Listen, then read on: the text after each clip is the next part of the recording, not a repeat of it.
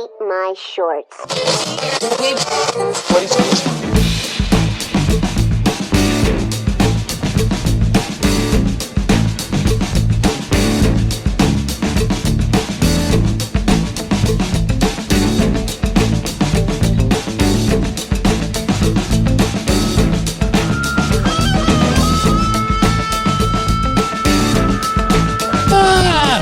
Hello, everybody. I tried to unmute the microphone. It didn't happen. I hit the wrong button, and now my headphones are around the wrong way. Hang on. How you going? Good. You? Yeah, I'm right. That's good.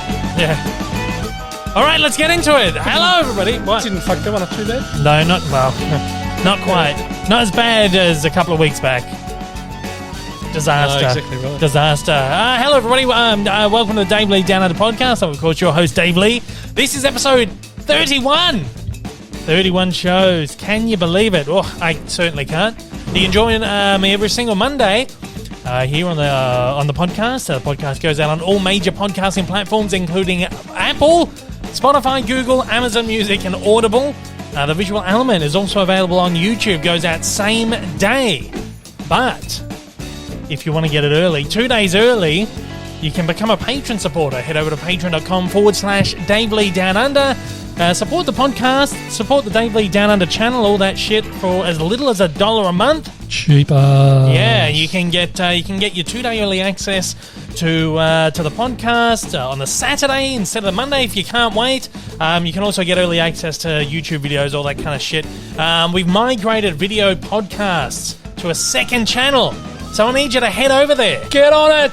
Hit subscribe. Watch the videos. I need to get the subscribers up. I need to get back up to 1,000 subscribers. Well, I need to get up to 1,000 subscribers on that channel. And something like 4,000 hours watch time. So I can actually get monetization. At the moment, we're cutting a loss on the podcast. Well. So if you're supporting on the podcast, if you're supporting over on the Patreon, all the money that is going into Patreon at the moment goes into covering the cost that it keeps us, that helps us keep this podcast alive. And the rest of it goes into the channel as well, which is great. So anyway, subscribe, like, all that stuff. Need you to get on it. Huh? Need them to get on it. You need to get on it. Yeah. You can, of course, find me over on YouTube at Dave Lee Down Under. That's the standard channel. I'm on Twitter. I'm on Instagram. Links for all of this down in the description below if you just want to click it. Whoop, click through and then whoop, you're there. Whoop, whoop. Right there. Yeah. I don't know. If you want to write into the show, you can shoot an email at daveleepod@gmail.com. People usually just like to get in touch with me on social media. So either way, all doors are open except Twitter. I have to be following you to message me on Twitter. Stalkers. Yeah. If you are listening on podcast platforms, please leave a review. We like the good ones. Only good ones. Only the good ones. We Don't love like bad them. ones. We love the good ones. Bad ones are shit. Get out of here. Get out of here. Ah! Get out of here. No room for negativity. No room for negativity here. But if you're listening, you don't like it, you can leave a bad review, but we don't want that. We'll hunt you down. Yeah, we'll get you. We'll get you. That's it. We got to the end of the song. No, leave honest reviews, but we like good ones. Exactly right. Of course, I'm joined once again by old mate Rick to the side of me. Hello, people. How's it going? How are we all? I'm good. You're not sounding as... Yeah, I'm good. You're not sounding as coldy this week. No, I'm not too bad this week. That's good. So I've still got a bit of a cough, though. A little bit. Yeah. So it's not as bad as it was. No. But the other half, she's got it now. Oh, yeah, she is too. She's bad. Got a bit of a cold and stuff. Lord. Starts a new job on Monday and... Yeah. Or today. No. Oh, yeah, today on this podcast. Well, not for patrons. No. For Patreons, she starts a new job on Monday. Yeah. For non-patrons, everyone else she starts today. Started today, and it went well, I'm sure. It wasn't a very productive week again. Well, I got a lot of work done. Yeah, you did. I did. I sat on my fat ass most of the week. Yeah, you did too. You can do a lot. The other half and I were supposed to do a few things this week, but she's been a bit crook. So yeah. We couldn't do a huge amount. Yeah, oh well. Oh, yeah, I was talking... Sorry. Yeah, coughing away. Talking about a bit of a cough. Yeah. Hey, we were talking a few weeks ago. Oh, get some talking water. Last week too, Yeah, we were talking the last 31 weeks. We're talking a couple of weeks ago about I'd applied to go on a game show, and I went in for my audition and all that shit. I got on. I got on. they contacted me pretty quickly after the interview. Usually they say at these things like, "Oh, we'll get in touch with you within like the next 2 months." But I've done enough of these things now to know that if you're on the show, they get in touch with you quickly. Within days, within like a week. Yeah. So they got in touch with me like really, really quickly. And tried to make it happen a couple of weeks ago, but because there were a few like things that like I had to apply for like a police check to go onto the show, and that just took forever to clear through. And the date that I was supposed to go in, they rang me. They're like, "Oh, we don't have the police check yet, so I have to put you off to next week." Police check finally went through. I'm not a criminal, and they were like, "We want you to come in." So I went in. Look, again, I don't know how much I'm allowed to say. Like, I'm pretty sure I'm allowed to say I've been on the show and talk about my experience on it, but I'm not allowed to talk about the show, like, to talk any, like, specifics about the episode or, like, the outcomes. So I'm just going to make sure I don't put my foot in my mouth. Is that the sentence? Speak generalities. Yeah, I don't think I'm going to say anything this week. We're going to wait until the week that the episode goes to air, and then we'll tell my story about going on the game show. I'm not even going to say the game show because I get so scared about these things ever since, that time I accidentally, my Rotten Tomatoes You can review. probably talk about your experience on the day. I think they said I can, but I'm just really nervous about it. So we got a lot to get into today. So we'll leave this off for the week that I go on the show. It'll be a bit of a ramp up to getting people to watch the episode. I won't even say what it is because I just don't know. I don't want to get myself in trouble. I've signed all kinds of legal shit. But I am on this show. It is a really popular game show, like a British game show from, I guess, the 90s. It was very popular, kind of 90s, maybe early 2000s.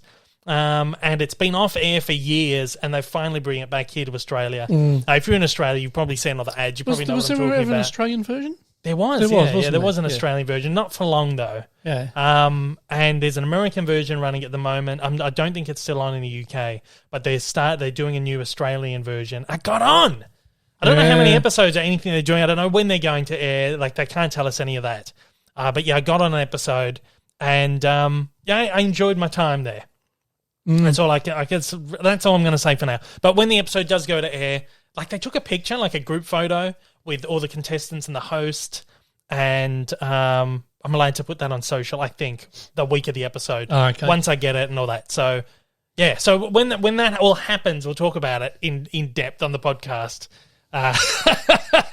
That's hilarious. Yeah, so and that was my highlight of the week, and I had to get up really early, like 5 a.m. It's a very early day. I had to get up really early and drive down to the Docklands studios to do the filming at the studios. It was just like an all-day thing. And as you know, when I have this day that throws my schedule out, the rest of my week goes out with it. Yep. But I've been all right, actually. I've been waking up quite early this week and getting into work and stuff, so it's been okay. It didn't throw me out too much, but I've been falling asleep on the couch quite early and all this shit. Haven't we all? Yeah. So, yeah, that was my excitement for the week. But again, we'll talk about that kind of when the time comes. I don't know, it could be within a few months. Hey, what have we got? We've been talking about my Zavvi order. Oh, that's right. Yeah, remember? This is like the final update for the Zavvi order. I ordered 12. Right. Ordered. I don't know how many Zavvi. weeks. I don't know how many weeks this has been going for. Almost a month. It'd More than a month. 3, 4. At least 4 weeks. Heaps of weeks, 5 weeks maybe. So yeah, I talk about Zavvi. I always have really bad experiences with them because you order like a bulk order. They send every item out individually. Ordered a bulk order of like 12 items and they all went out separately. 4 went out on one day. 2 went out on another day. Sorry, 6 went out, then 2 went out, then 4 went out. So last week I had received the first 6. I'd received the final 4, and I'd received 1 of the middle 2. And today, finally, the final one of the middle 2 arrived. Now, we took bets. We're taking bets because usually when they do this and these items all go out individually in shitty packaging without much bubble wrap or any of that, they go out and then they sit in the post for a month, and then there's always one that goes missing or just doesn't arrive, or one that gets damaged or a number that gets damaged. We had a really good run. Until this one. Until the last one. This one's come like the whole case. You can hear it. Sort of. Yeah. Trust me. Yeah. The case is all like a big, like straight through the case. So some fat bastard's been sitting on it. Yeah, that's what you said last week. It's probably stuck under someone's seat. Under someone's seat, or it's thrown on the passenger seat of the van, delivery van, and he's throwing shit on top of it. And shit! Look, there's another package here. Oh, better deliver that. So anyway, finally got one there 3 weeks ago. Geez, why is this one still here? I've missed it. I finally got my 12 discs, so we can shut up about that now. Thank Christ. And I probably won't be ordering from. Like, actually, this is. I will give Zavi credit. I don't know. I mean, like they all came here. One's damaged. It's not like completely wrecked. Just got a little bit of a tear on the case. So out of my last few Zavi orders, this was quite good. Yeah, exactly right. Because I've had stuff go missing. I've had ones like the cases come like bent in ways you've never seen a Blu-ray DVD case get bent. So I'll I'm not telling everyone to get bent, but you know all that shit. So that was actually a decent for the track record there. Yeah, exactly right. So anyway, what have we been watching this week? Hey, we've had some complaints come in from the world's worst manager, Wacko Jacko. Yeah, he's been complaining he's always again. Complaining. Yeah, he says our intro and like our what we've been watching section last week was too Waffled long. On a bit last week. Yeah, 50 minutes. Yeah, we probably did. He's probably right. Yeah, but Tim on the other shit. But then Tim on the other hand said, I'm fine with it because it's just two blokes speaking shit and that's the best kind of podcast. Good on you, Tim. Yeah, so he stuck up a bit. Yeah, up yours, He was Jackson. like, I see the point, I get it, but also it's just two guys just speaking shit, and that's what I'm here for. Yeah, exactly right. Yeah. That's what we're here for. Exactly. We didn't watch a lot this week, though, so we're not going to talk. Speaking shit. We always speak shit. I know, that's exactly right. So Jackson, no, you're not welcome anymore. Yeah, mate. piss off. This is why I'm saying he's the world's You have to get worst Tim on one manager. day. Yeah, I have to get Tim on. I've got to organise that. No, we just got to get it sorted. Timing. Yeah, and then they both want to come on, so that'll be fun. Oh, God. Yeah, we've got some funny I'll stories. sit up the back and heckle. Yeah, we got some funny Wacko Jacko stories, so we're going to take him down. Oh, nice. Yeah, what a jerk. Be careful what you wish for, Jackson. Yeah, I know. Hey, we didn't watch a lot this week, actually, so the what we've watched section won't go for too long. Catalog-wise, again, I've got a big sack of shit I'm trying to get through. Hundreds of titles out there that I'm just trying to put a movie on every day before I get into work if I can and watch. Now, this week, of course, I was on my game show on Monday, and then the rest of the week was mostly just like a lot of cartoon news videos that I had to do. Obviously, I wake up in the morning because we're in Australia. All the news drops overnight, and then I wake up, I see it, and I quickly editing and then get these videos up in the morning, so I miss out on my movie. So this week we got a couple in. We got I watched High Noon. It was on the weekend. It's a classic Western film from like mid to late 50s. Terrific. I'd never watched it before. For some reason, this is one of those ones that bypassed me. I never got to. I finally imported it. Actually, I've owned it 3 times. I owned the DVD, never watched the DVD. I bought the Blu-ray from America years ago, and it was a one of those what do you call it? Region-locked ones. Oh, so I never watched it because they just look shit, even though I've got the region-free player. And finally, Eureka, which is one of my favourite little boutique brands from the UK, released a Region B version, and it's totally remastered from 4K, whatever. So I finally watched it. Man, it's so good. Yeah, it's a good film. Gary Cooper. Yep.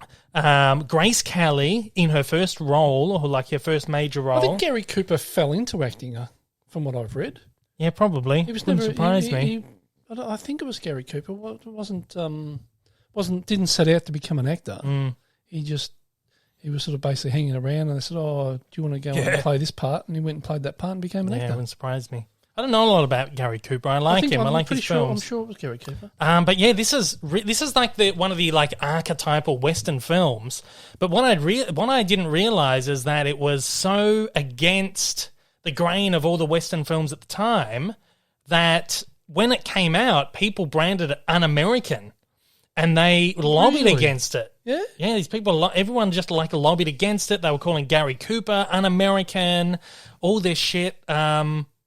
So yeah, it's crazy, but it's terrific, and I hate the phrase like it's ahead of its time, but I like to apply it every now and then when I feel like it's worthy, and I feel like High Noon was ahead of its time because it's this film that is just so unlike any other Westerns. I've watched so many fucking Westerns over the years, man, and they're all the same. But this one's just so different. It's so unique that I feel like a lot of modern Westerns take from it.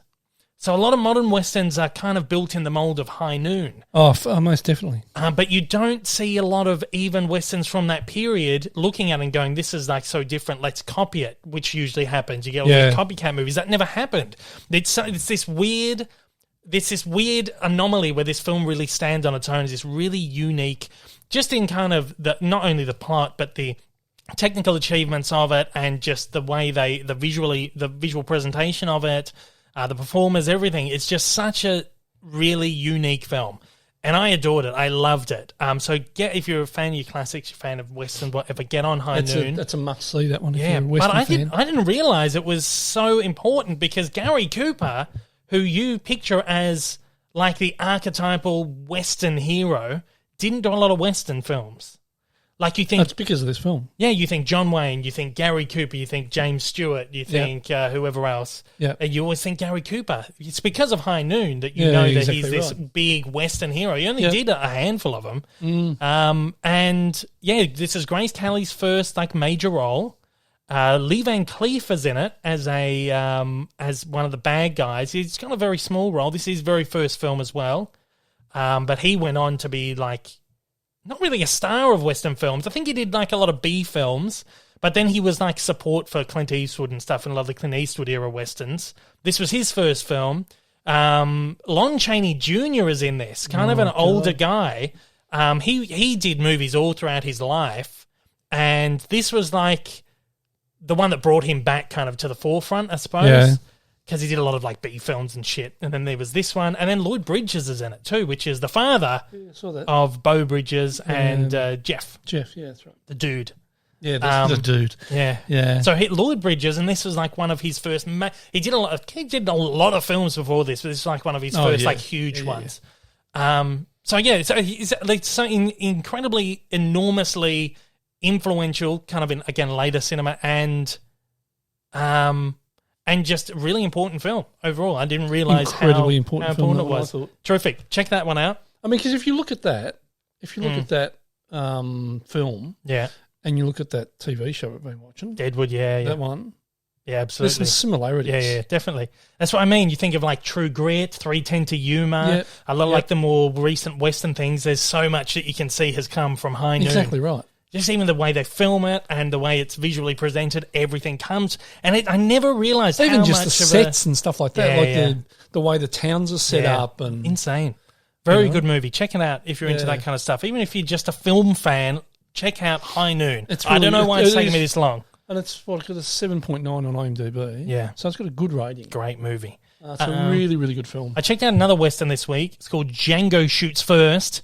Umbrella Entertainment. You would not have seen this, trust me. I think I have. You wouldn't have. Umbrella has just released this on Blu-ray from a new 4K master, I think. It might be a 2K master. It's from a new master. It looks beautiful. It's a spaghetti western. Oh, okay.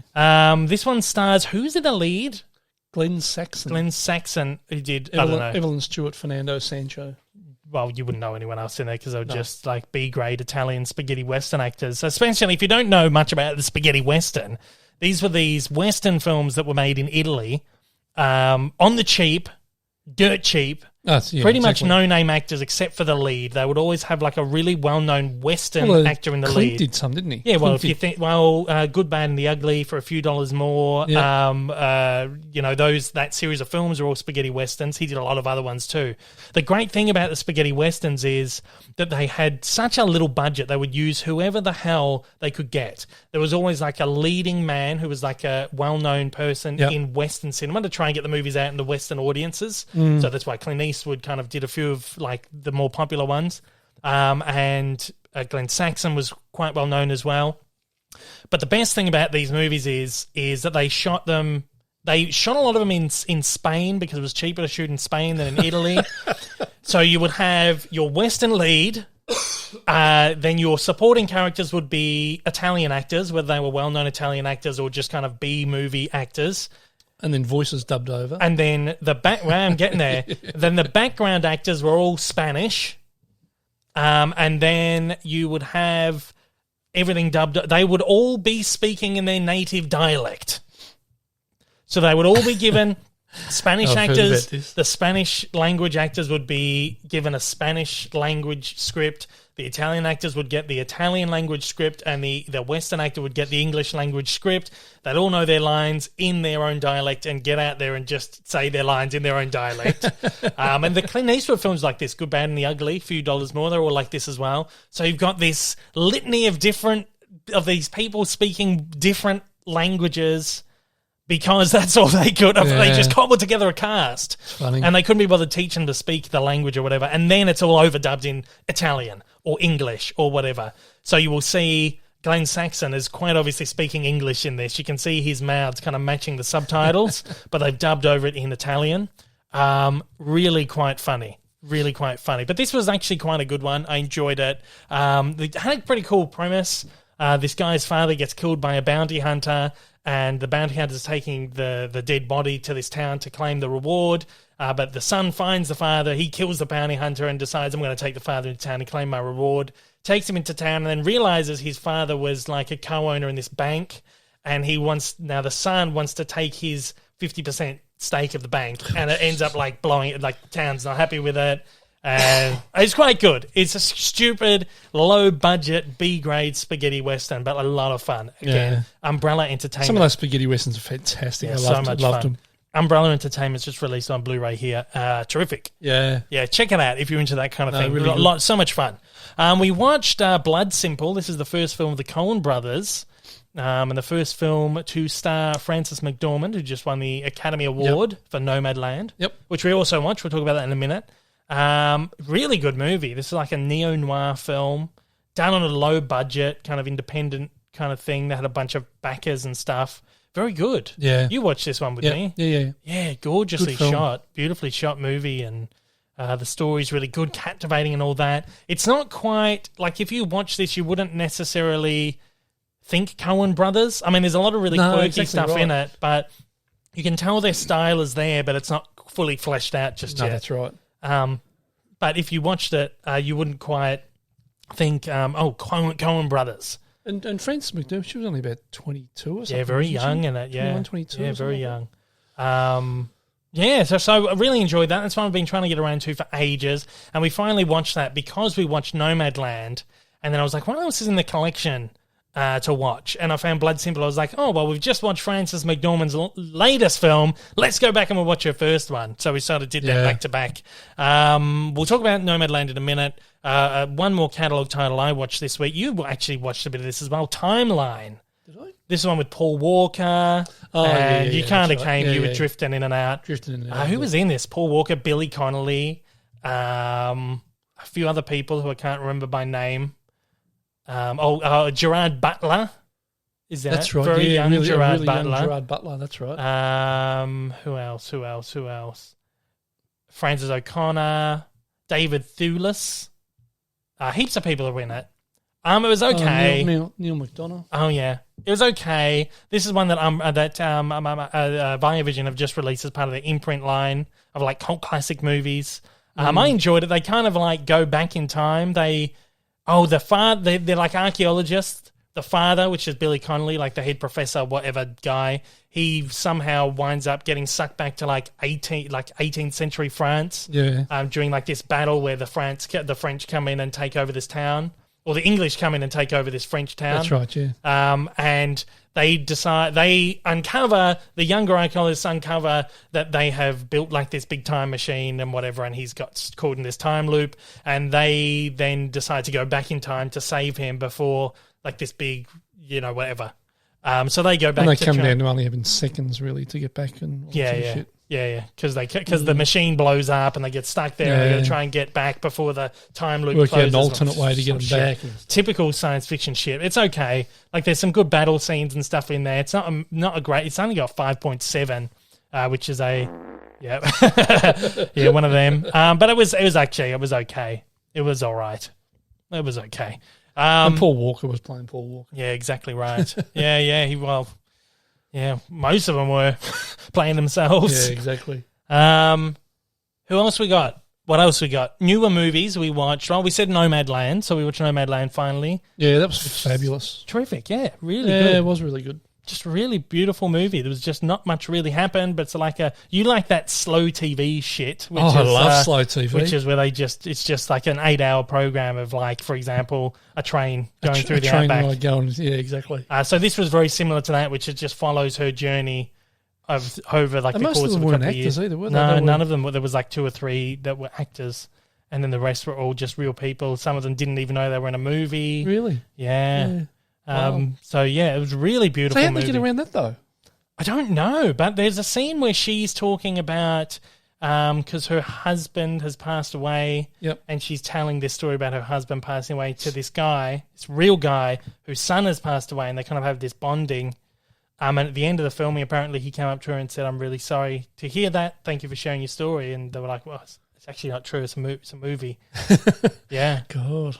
So yeah, interesting. There was a couple of scenes there. Like there was one where she was like sitting in a little what do you call it? Like a little shed or something. Yeah, yeah. And she was talking to a couple of older ladies. Yeah, yeah. And those older ladies, they obviously weren't actors. Yeah, yeah. And they were pouring their hearts out as well. Yeah, and so it's a very, very good movie. Really good film. Again, Chloé Zhao directed this. She won the best picture, won the best picture, won best film, it won best actress. Chloé Zhao again is doing the Eternals for Marvel, which we'll talk about soon as well. Interesting. So yeah, but yeah, beautifully shot as well. I understand why they said go and see it on the biggest screen possible. Really, really good movie. Really enjoyed that, and I'm very surprised how much I enjoyed it because there's not many Best Picture winners over like maybe the last decade that I've actually enjoyed. Yeah, no, exactly right. True of Life. That didn't win Best Picture. No, but it was nominated. It was just but like those Oscar bait movies, I always watch them. Everyone's like, "Oh, it's so good," and I watch them and like, "No, I don't get it. Exactly, but I like it." Yeah, like we said, like we always say, people believe films are good because they're told they're good. Yeah, exactly right. Some critic gets up and says, "Oh, this is a good film," or "Oh, this is a shit film," and people believe it. Yeah, exactly. Watch it for yourself and make up your own fucking mind. Yeah. So Nomadland though was very, very good. We still haven't watched Parasite from last year. Still trying to get you to watch that one. Get over that barrier down the bottom with the subtitles. Oh yeah, I hate subtitle films.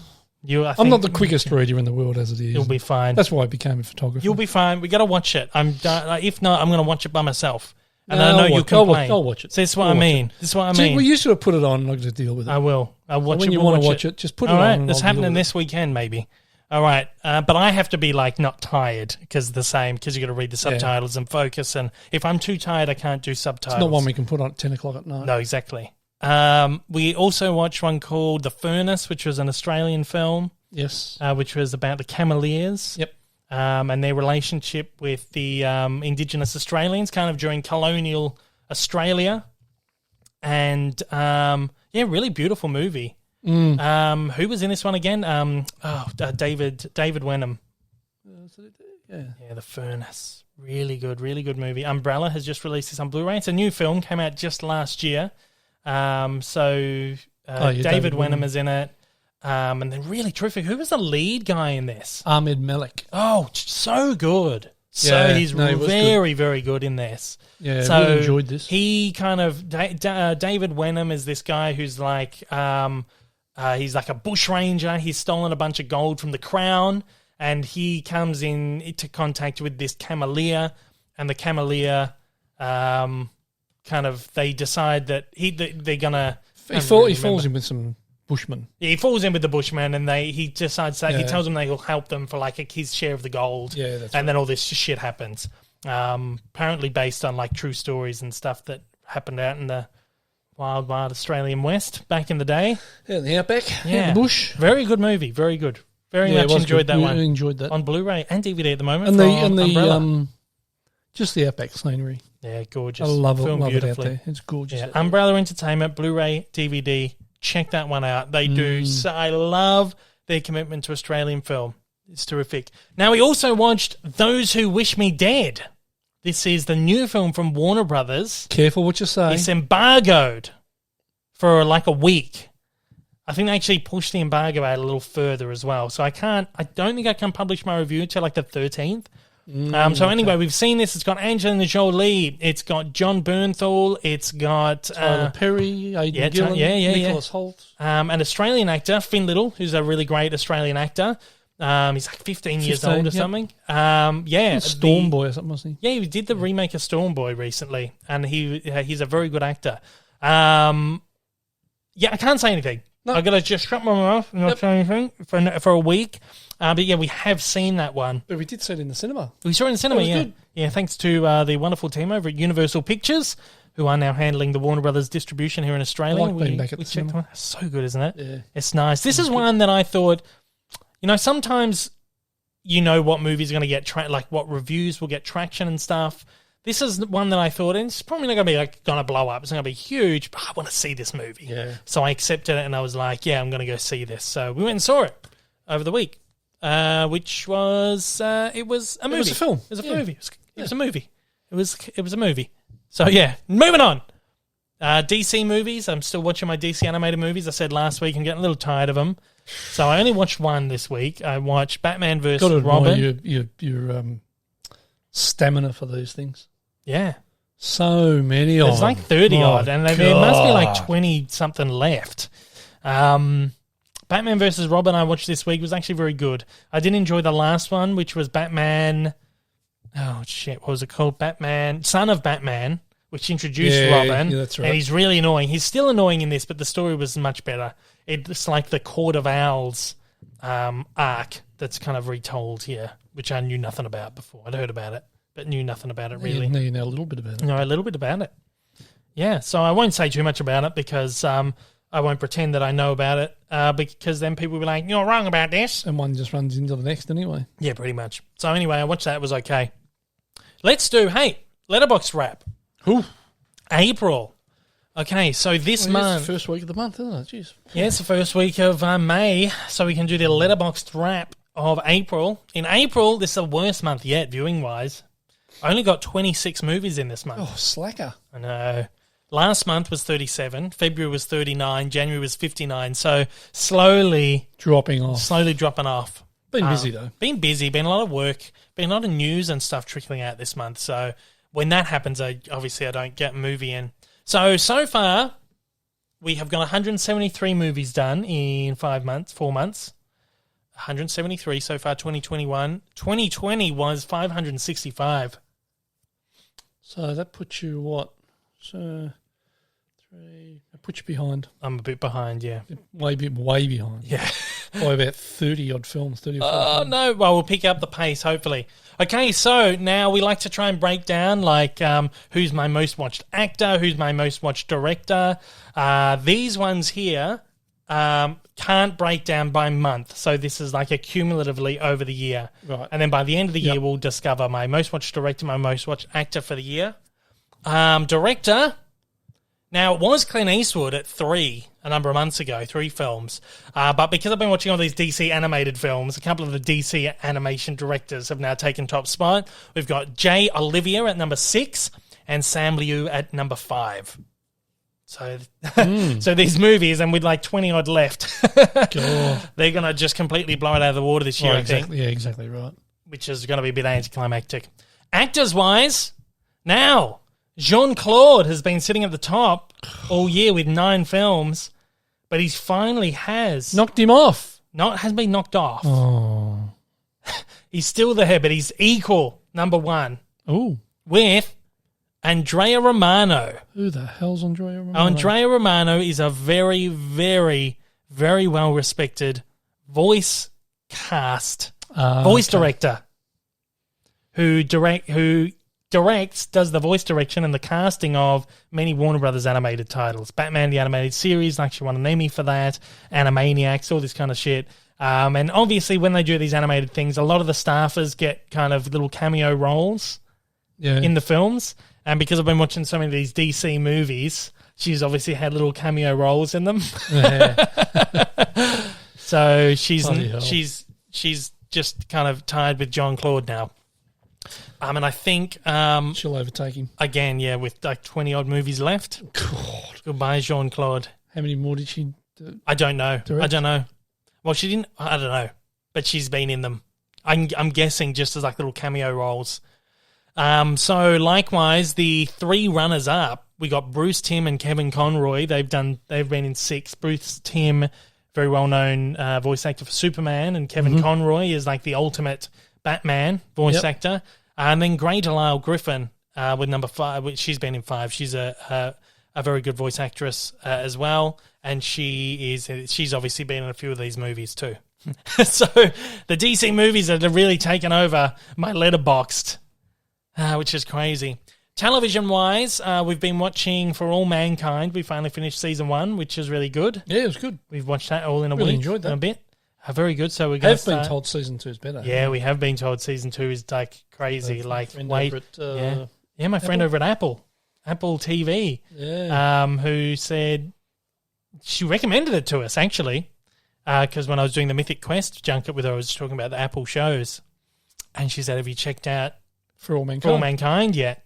And this is not just to like plug the show because the new season came out ages ago. Yeah, that's right. She's just saying, "Have you seen For All Mankind?" I said, "Not yet." She said, "Check it out." So I watched it and I told her we've watched season 1. It's so good. She said, "Wait till you get to season 2." Awesome. So I can't wait for that. Looking forward to that. Hey, you know what else we did this week? Jeez. Oh, it was very loud. Deadwood update. We've done it. We watched an episode this week. Yeah, we did our... Oh. Yeah.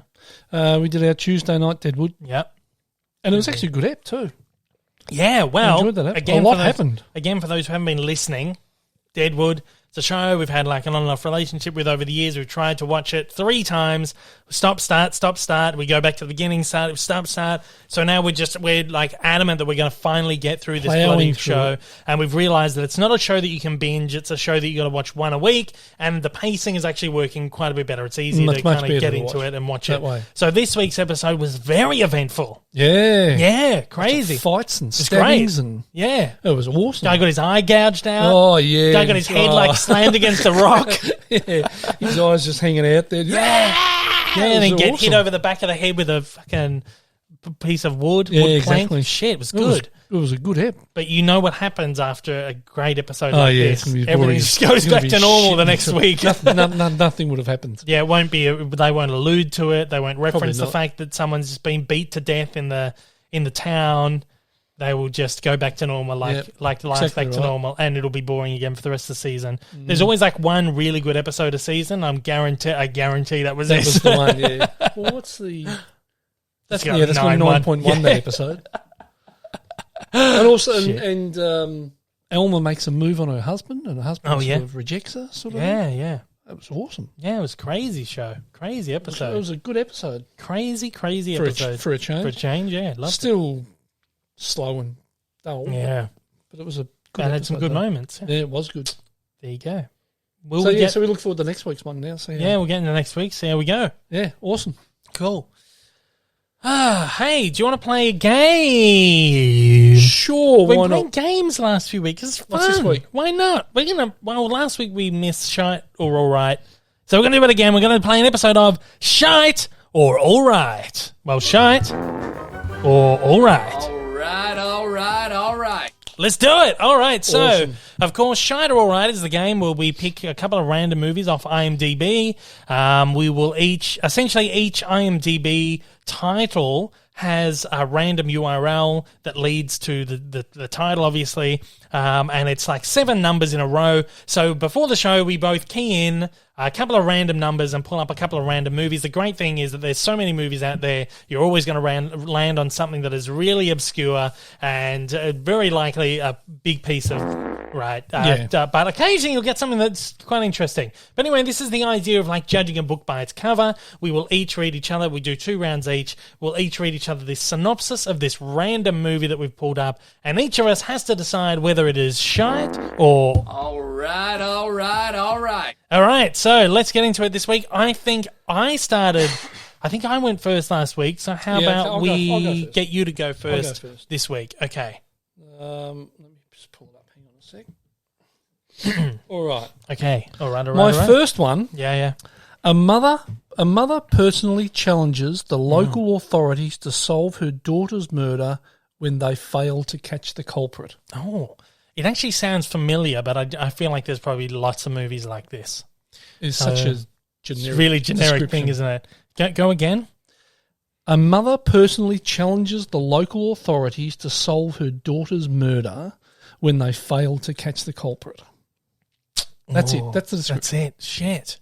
It sounds very familiar, but I don't think it's anything I've watched. I feel like it sounds like that we watched an HBO series recently, Sharp Objects, with Amy Adams. It was a very similar kind of story. I'm going to say, because it just sounds so ridiculously generic, I'm going to say it's probably a piece of shite. You're saying it's shite? Yeah. Hey, first, I didn't tell them that how we decide whether it's shite or all right. Oh, yes. Yeah. Okay, so we judge by the IMDb rating, which is, we always figure that anything, when we go to JB, we decide, we pick what movies we want to watch, we always look them up on IMDb, look at the rating, and the rating usually judges whether it's a good movie or a bad movie, and we decide whether to buy it or not. So we always figure that any movie that is under a 6 is shite, and any movie that is over a 6 is all right. Yeah, all right. But even if all it's right. under, we've bought some that are under 6. that actually, But normally we'll go to Rotten Tomatoes and see what Rotten Tomatoes scores and stuff like that are for them as well. Yeah. And that'll sort of make us determine on whether we buy one that's under. Yeah. So under anyway, 6, so our determiner of whether a movie is shite or right is anything from 0 to 5.9 is shite, and anything from 6 to 10 is all right. All right. Okay, so you've given me a thing, and I've said that I think it's going to be shite because it just sounds so generic. So what is it? All right. It's all right. What is it? What do we got? It has an 8.1. Jeez. And it is a film you've watched. Is that? It's a comedy crime drama. Goes for an hour, 55 minutes. Rating is an MA 15 plus here in Australia. What's the year on this? Released in 2017. Oh, so it's recent. Yes. It is 3 billboards outside Ebbing, really? Missouri. Shit. Yeah. Yeah. That's why it sounds so familiar. With Francis McDormand. McDormand, there you go. Caleb Landry Jones, Kerry Condon, Sam Rockwell, one of my favourite actors. Yeah. And heaps of others. Yeah, wow. There you go. Woody Harrelson, another. You can't. Yeah. It was a Woody Harrelson. All right. Yeah. All right. So, yeah, so an 8.1. Yeah. Wow, there Great you go. film. I knew. I was like, I know this. But I picked that But it one. just I picked that one because I had a few up, and I picked that one because it's just generic. Such a generic description. I feel like I've seen a million movies like that. There you go. You exactly can't right. judge these things just by the. Yep. Okay, I've got one for you. And I thought that one would get you. Oh Thought yeah, that'd get you too. yeah, got me. All right. Okay, here we go. We got one. All right. When a couple of low-life thugs get away from a heist they just pulled, they never think about the outcome after stashing their money in the woods, only to find a woodsman who will do anything to kill and disappear into the night. Ooh. Yeah. Just go again. When a couple of low-life thugs get away from a heist they just pulled, they never think about the outcome after stashing their money in the woods, only to find a woodsman who will do anything to kill and disappear into the night. Oh, I reckon that sounds all right. You reckon it sounds all right? Yeah, Are you going to go with an all right? I'll go with an all right on that it sounds like something right up my... It is... really? Yeah, it's got a 4.9. Bugger. Yeah, this one it was released in 1997. Stars a bunch of people you never would have heard of. William Kendall, Dawn Howard, Philip Connery, David Closser, all a bunch of people with no pictures on their IMDb profiles. It's called Raven's Ridge, and it's an action drama. So there you go. Yeah. That sounded all right. I thought it might have been a bit of a crime horror comedy sort of thing. No, just what looks like some low budget kind of... Yeah. Well, there you go. All right. Next one, please. God, actually, is this like a... I don't know if this is... The poster that IMDb has up is... No, it's got like a French poster. I thought maybe it's a French film. It's not. It's an American movie. Anyway, next one for me, please. Yeah. Next one. I'll have to... okay. Yeah. There's the characters' names are in this, so you just got to redact them. Redacted gives. Sorry, you right there. Yeah, I should have said Sorry. you're not allowed to read character names or actors. Yeah. Yeah. Redacted gives a doll to a crying little girl when he was only. Hang on. Mm-hmm. Let me think about this. Okay, Redacted gives a doll to a crying little girl when he was around 4 years of age, and after that, they become best friends. Their families then split for good due to hatred among them, but he and she met each other again without knowing their past. What? Ray, go again. I'll say he instead of Redacted. So Yeah. he gives a doll to a crying little girl when he was around 4 years of age, and after that, become best friends. So the two of them become best friends. Right. Their families then split for good due to hatred among them, but he and she meet each other without knowing their past. Sounds like shite. I don't know what this is, but it sounds like shite. So I'm going to say this is a shite. Well, if you're saying it's shite, you would be correct. Yes. What is this? It's a film called Vantage, made in 1990. Right. It's a romance from Pakistan. Oh, right. So I told you what it's called, and it has a 4.9. 4.9. Runtime doesn't have a runtime. Don't worry about the runtime. No, it doesn't matter. Unimportant. Yeah, so there you go. It was just shite. Absolute shite. All right, let me give you one, hey? One more. Yep. Joe and Mary live in Manhattan. She's the breadwinner working as a makeup artist. He's a wannabe actor working as a waiter. When a friend gets a soap part for $3,600 a week, Joe lowers his standards. Oh, that almost sounds like something we've watched. Don't know. I won't say.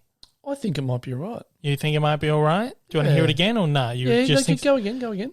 Joe and Mary, I've just said character names, doesn't matter. They're two generic character names. They live in Manhattan. She's the breadwinner working as a makeup artist. He's a wannabe actor working as a waiter. When a friend gets a soap part for $3,600 a week, Joe lowers his standards. Yeah, I think that'd be all right. You think it'd be all right? Yep. It is. All right. Awesome. This is one called The Real Blonde from 1997. It's a romantic comedy drama, and it stars Matthew Modine, Catherine Keener, Daryl Hannah, Elizabeth Berkley. Huge cast. Christopher Lloyd. Kathleen Turner, Dennis Leary. Oh, really? Yeah, huge cast. Wow. Yeah, it's called The Real Blonde.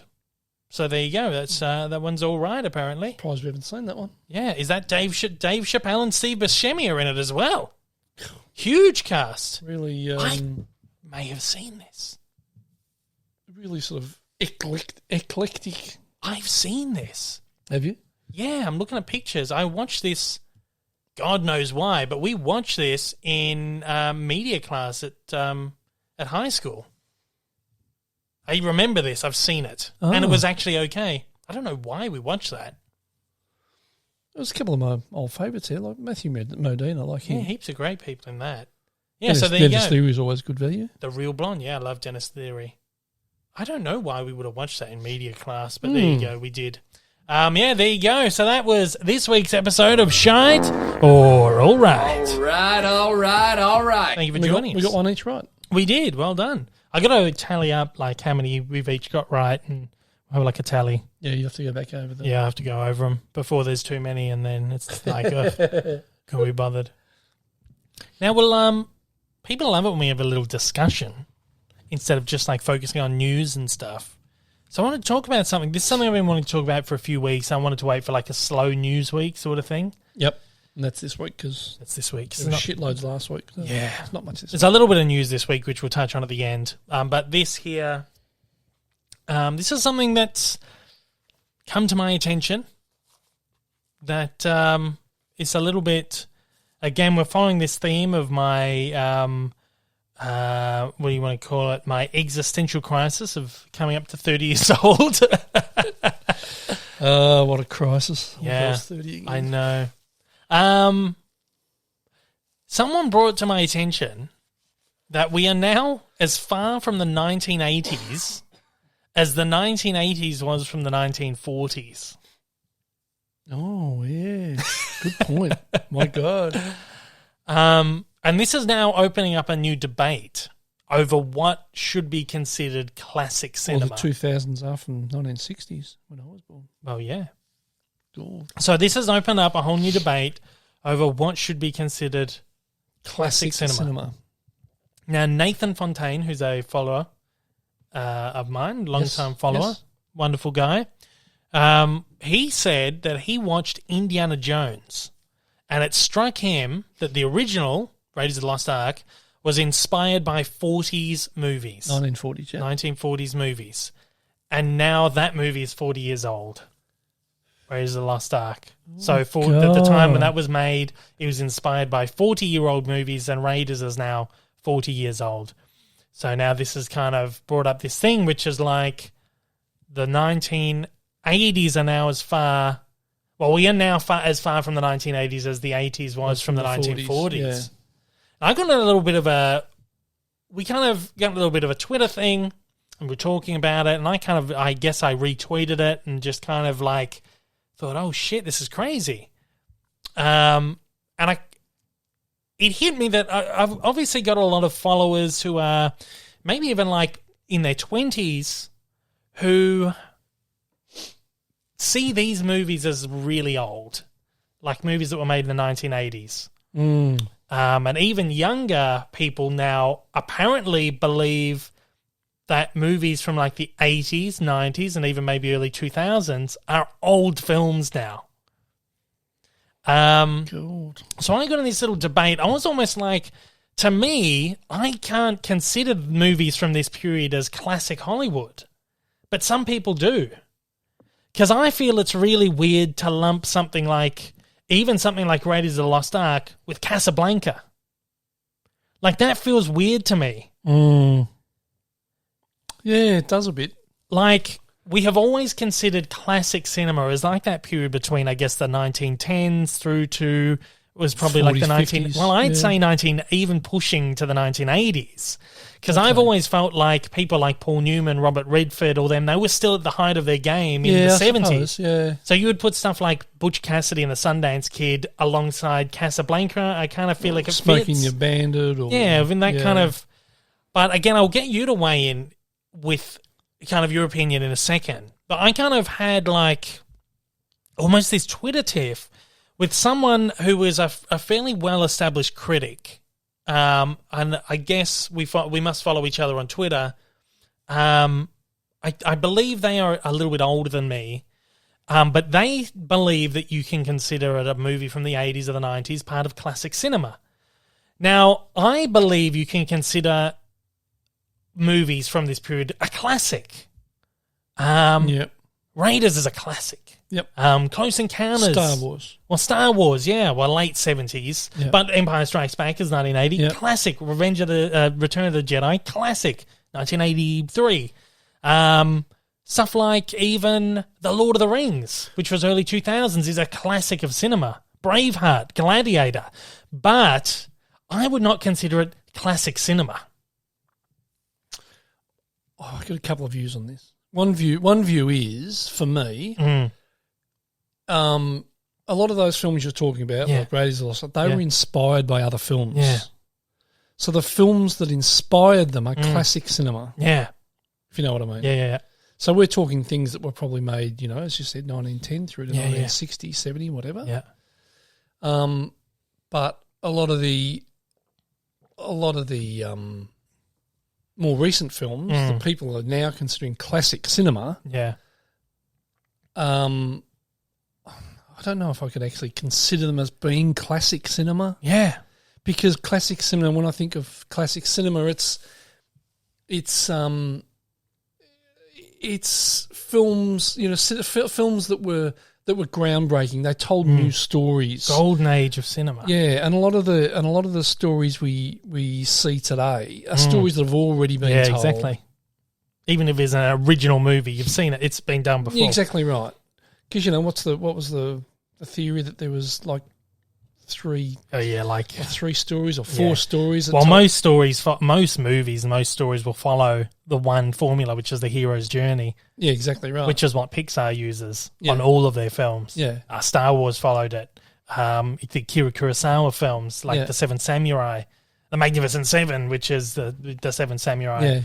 The hit Forbidden Four. Every movie that has like a leading character who's fighting for good, it's the hero's journey. Yeah, and almost every story follows it. But then there's another, and then, like High Noon's another one. Yeah, well, yeah, exactly right. Earlier, you know, like right. Yeah.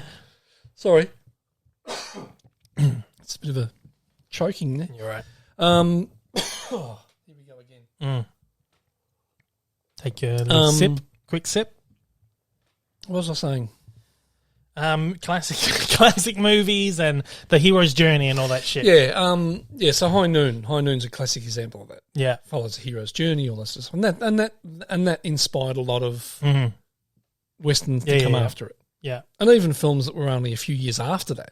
It probably inspired those as well. Some way, probably, a lot of Clint's films, Pale Rider and stuff like that. Yeah, would have taken taken something from that. Yeah. But then there's another thought where when you talk about like classic cars and stuff, you're talking 25, 30-year-old cars. Yeah. So is something that's 25 years old or 20 years old a classic? Yeah, well, that's what you'd usually, That's not what I would consider classic.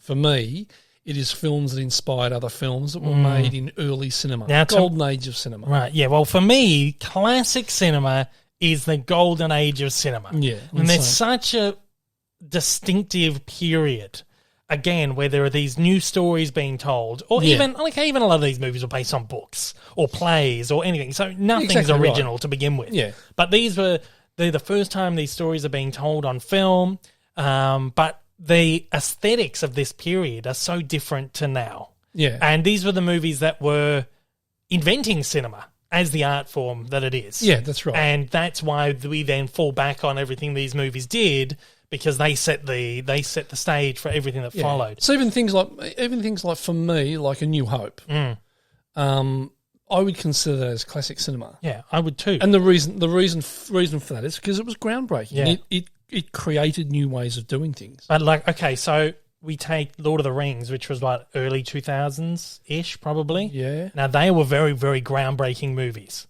So is that classic cinema? You're still groundbreaking in the early 2000s because they're developing digital filmmaking. Yeah, that's true. But are they telling new stories as well? Like A New Hope, that was really a new story. Well, no, because that's the hero's journey. Yeah, true, I suppose. That's just the I suppose when you look at films. When you look at romance films, most of that can be taken back to Shakespeare, Romeo and Juliet. Oh, yeah, exactly. The classic. It's interesting. Story. Now he was something funny. It's a bizarre thought. He was something funny, right? Well, because someone chimed in and said, I can't remember who it was, but they said they had asked their friends' kids if they wanted to watch Back to the Future, and the kids replied with, "We've never watched black and white movies." Right, Back to the Future, 1980s, early 90s. That's hilarious.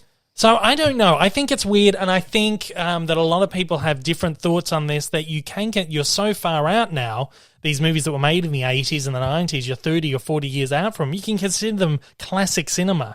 At the end of the day, it's all just terminology. It's all what do you call it? What's the word I'm looking for here? Semantics. Yeah. Really. Yep. That's all it is. But I feel like there's just such a vast difference between those movies made in those early days of cinema, even from the 80s, 90s, 2000s, 2010s, 2020s. I don't know. But then I kind of think of it and I feel like cinema now is very different to what it was in the 80s and the 90s. Maybe there's 3 periods of cinema now. You know, you've got that golden age, those what I would consider classics. You've got the middle age, and then you've got this new era. I think maybe it's the time where we need to reassess how we're labeling films. That's a thought. I mean, because you got that whole, like, with Disney films and stuff, or even like Marvel and DC and stuff. You've got all different ages, you know. Yeah. We've got the golden age of comics, the silver age, the bronze age, and the Disney periods, exactly the golden age, the pretty much the same thing. Yeah. The Silver Age, the whatever. So is that the way you've got to look at cinema now? Oh, maybe. I feel mainstream like film, or because we have passed an entire period or generation of films, 1980s to 2020s, which is that same period as that early age of cinema. Yep. So we have like these three, we're going into like this new age. Cinema's not that old. It's like 15, 20 years old or whatever. It's like, whatever. Cinema's not been around that long 18 in the whole scheme of everything. Yeah. Cinema was still being pioneered through to now. You think about digital cinema, like we've hit this... But like even if you're looking at more modern stuff, where you've got digital technology and stuff taking over, I don't know whether just because they're groundbreaking in that regard, whether you really consider it as being classic cinema. No, that's what I'm saying. Because they're the same stories, just being presented in a different manner. Yeah, but that's not exactly what I'm trying to get at. The point, the idea of considering something like, okay, Die Hard to me is a film that is classic. That's a classic film. It's a classic film, but it's not classic cinema. That's right. It's not classic cinema. Yeah. Whereas other people...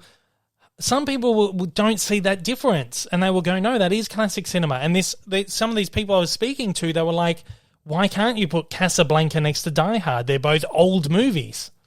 But it feels weird to me. And I don't know, maybe is this because this next part of it is this because I've been alive in this kind of period where these movies were made?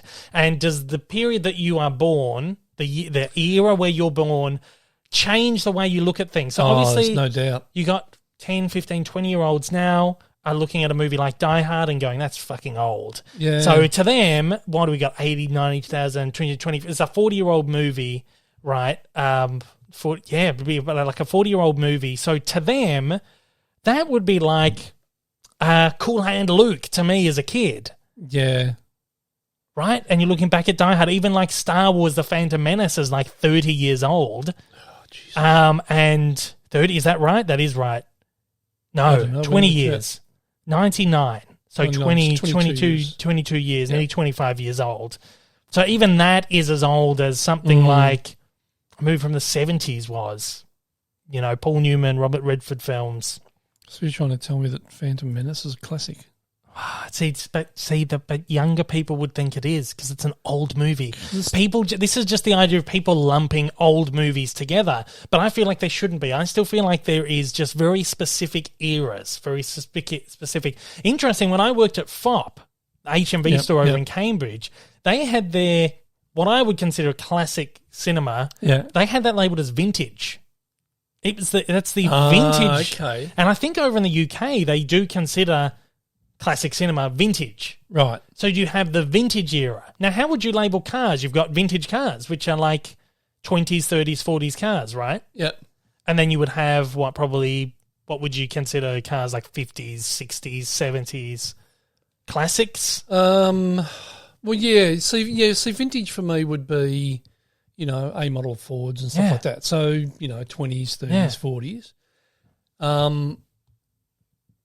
And classics. I mean, even like I watch a lot of those car shows, and they refer to cars as being classics. Yeah, and we're talking about car 50s and 60s. Yeah.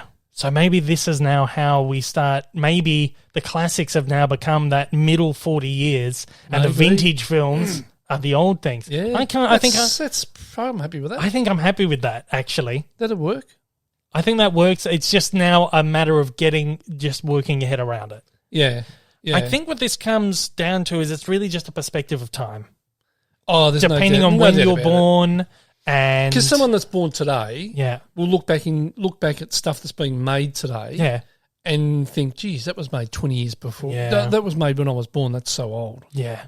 Or film that was made when you were the year you were born. Yeah. People are being born today. They'll go, geez, that's old. By the time they're 20, that'll be 50 years old. Well, movies like Titanic, Gladiator, Braveheart, these movies that were made in the 90s, Adam Sandler comedies. Yeah. You know, they are. A lot of them you look back now and you go, that's very dated. So even something like Avatar. What year was Avatar? Oh, Avatar was 2010. But still, that's someone born today. By the time they're 20, that's a 30-year-old film. Hey, by the time James Cameron gets through his next 5 Avatars, it's going to be like 20. No, seriously, it's going to be like 2032 or something. So the first movie will be 20 years old. God. Yeah, I don't know. So I don't know. I think it's interesting. I think you're right. I mean, classic. Yeah, you can sort of do that. You can say, that's classic and they're vintage. The vintage, yeah. I think maybe that's what we have to do now. It's weird. But again, I think, I don't know. I don't know whether it's because the older I'm getting or just the more that I'm just really interested in like the whole idea of like the history of the universe and all that shit. But what a lot of people don't realize is that we're here for such a small amount of time. That's right. And we judge these things just dependent on our own perspective. And we see like, oh, we've been alive for 20, but we're just such like a speck. Like there's that idea of the cosmic calendar where you put the entire history of the universe in a calendar, the entire history of mankind, the creation of the world and the dinosaurs and cavemen and all of us, all of this history that we know about happens in the last second of the last day on the cosmic calendar. And that is how how insignificant and how tiny our like amount of time. That all of that, billions of years, is the last second of the last day of the cosmic calendar. So it really comes down to like this idea of your perception of time, your timeline. Yeah. And the longer time goes on, the more you have to start reassessing how things fit in. And really, in the scheme of the cosmic calendar, Casablanca was made pretty much exactly the same time that Billy Madison was. Yeah, exactly. You know, I think it's just a weird way you have to come about looking at it. One thing I was going to say is like, how would you consider? We've probably moved on a little bit, but I'm interested to know how you would see, because I say that I would consider what we're now branding the vintage age of cinema. I would say it's probably from like the 2010s to the 1970s, because I feel like that's all right up to the end of the 1970s. So for me, that's like bang, right? That's that period, because I feel like that's the period that really fits together. But because you were born in the 1960s, and now I'm saying movies from the 60s and 70s are vintage or classic cinema, how do you see them? Do you see those movies as being... would you put Butch Cassidy and the Sundance Kid next to Casablanca? Probably would, yeah. You probably would. I probably would. Maybe you're just old enough to now go, okay, this old movie. They're old movies. Yeah, but you're right. For me, anything pretty much prior to my birth, is like vintage. Old movies. So then how would you consider something like made in the 60s, the 70s? Would you still see them as part of that old bunch? I'd see them as classic. So you wouldn't, okay, that's the question is... But sorry, this is a tough one for me, because I would consider them as, some of them as being classic. Yeah. I would put... Now, I can't explain it. I would put... Because there'd be films like, when was Cool Hand Luke made? What, like 1960s, I guess, to okay, have a look. So or was that 70s? I would class that as being a classic film. Yeah. And is that because it was Paul Newman? Well, I think for me, that's part of it. 67. So for me, the idea is that these but then... So what you would consider as being... almost the original Hollywood actor. Yeah, that's what I'm kind of... But then, Cary Grant and... I would... Yeah, but that's the next weird thing. Cary Grant, Bogart, James Cagney, Jimmy Stewart, they were doing movies in the 20s. Yeah, that's right.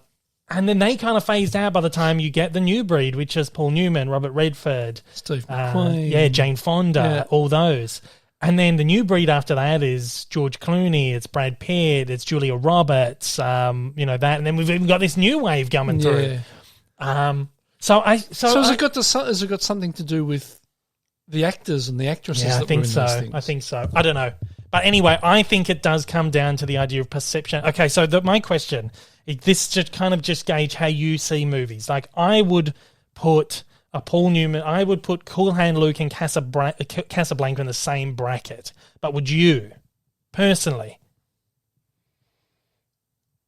Yeah.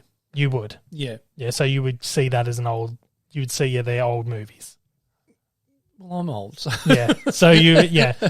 Okay, that's interesting. Just interesting because I'm kind of trying to gauge the theory that it's the people's perception of time, and just considering things old. Well, oh God, I don't know how to think about it. It's such confusing. It is, isn't it? Again, end of the day, semantics is really what it comes down to. But it's like the classic Hollywood actors for me are people like Cary Grant and Bogart and we've got Cary Grant going up to the 60s or 70s anyway, and Paul Newman and Robert Redford, and these guys for me are classic Hollywood actors. Whereas I don't consider people like George Clooney or Brad Pitt or any of these guys have been classic actors. They're very good actors, and in time they'll probably become classic actors. And it gets back to that. It's just a perception of time. When you're born and all those sorts. So someone born in 10 years' time or 20 years' time will look back at George Clooney and Brad Pitt and go, oh, geez, these old actors were fantastic. Yeah, anyway, we could go around in loops all day, but I think we've kind of nailed it. It's a perception of how you view your point in history and these things that have come before and how you can lump them. I think that you have to take into consideration the actors, you have to take into consideration the period that they were made in, the people that are making the films. Vintage, let's brand it vintage cinema. 1910s up until like the late 1970s. 1980s up until, I guess, 2020. Yeah. Which is the 40-year bracket. Yeah. And then because we're seeing these new actors coming through now. Yeah, exactly right. You know, who are now blowing up, I guess. Yep. Michael B. Jordan and actors like that. Saoirse Ronan, people that are doing all these smaller indie films and stuff. Margot Robbie, the people doing the Marvel films, all that kind of shit. I feel like, you've got this new era now. Crazy. At the dawning of a new age. Yeah. It's crazy, man. Yeah, I think that's probably the best way to look at it. Every 40 years seems like a fairly good... Yeah. Because I guess that would be like the average lifespan of a classic actor. Of an actor. Yeah. The lifespan of like a creative is 40 years. Well, there you go. You're probably Let's knock that down. Yeah. Done. Good. I'd be interested to hear what other people have to say on this. Tweet me or whatever it is. But yeah, it's just a very strange topic that's kind of had me going around because I'm seeing a lot of the actors that I grew up with in films. Eddie Murphy, Ben Stiller. Yep. I guess people who would do like the height of their game in the 1990s. Even Clooney, Brad Pitt, Julia Roberts, Sandra Bullock. Yep.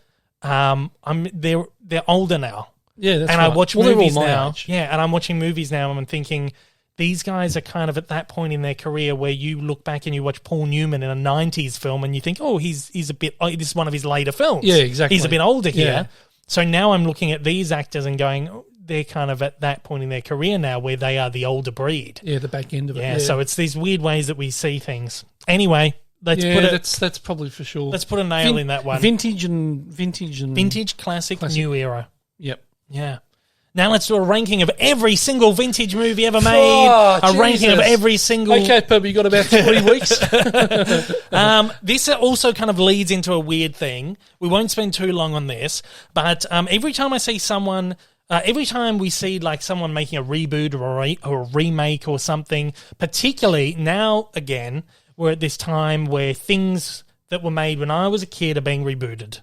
The Lion King, the Animaniacs, the Rugrats. And every time this happens, you get people, probably around my age, maybe a little younger, complaining, why are you rebooting this? Why are you reviving it? Leave it dead. Don't touch it. You're recasting the voice. Why are you recasting the voice of this person, right?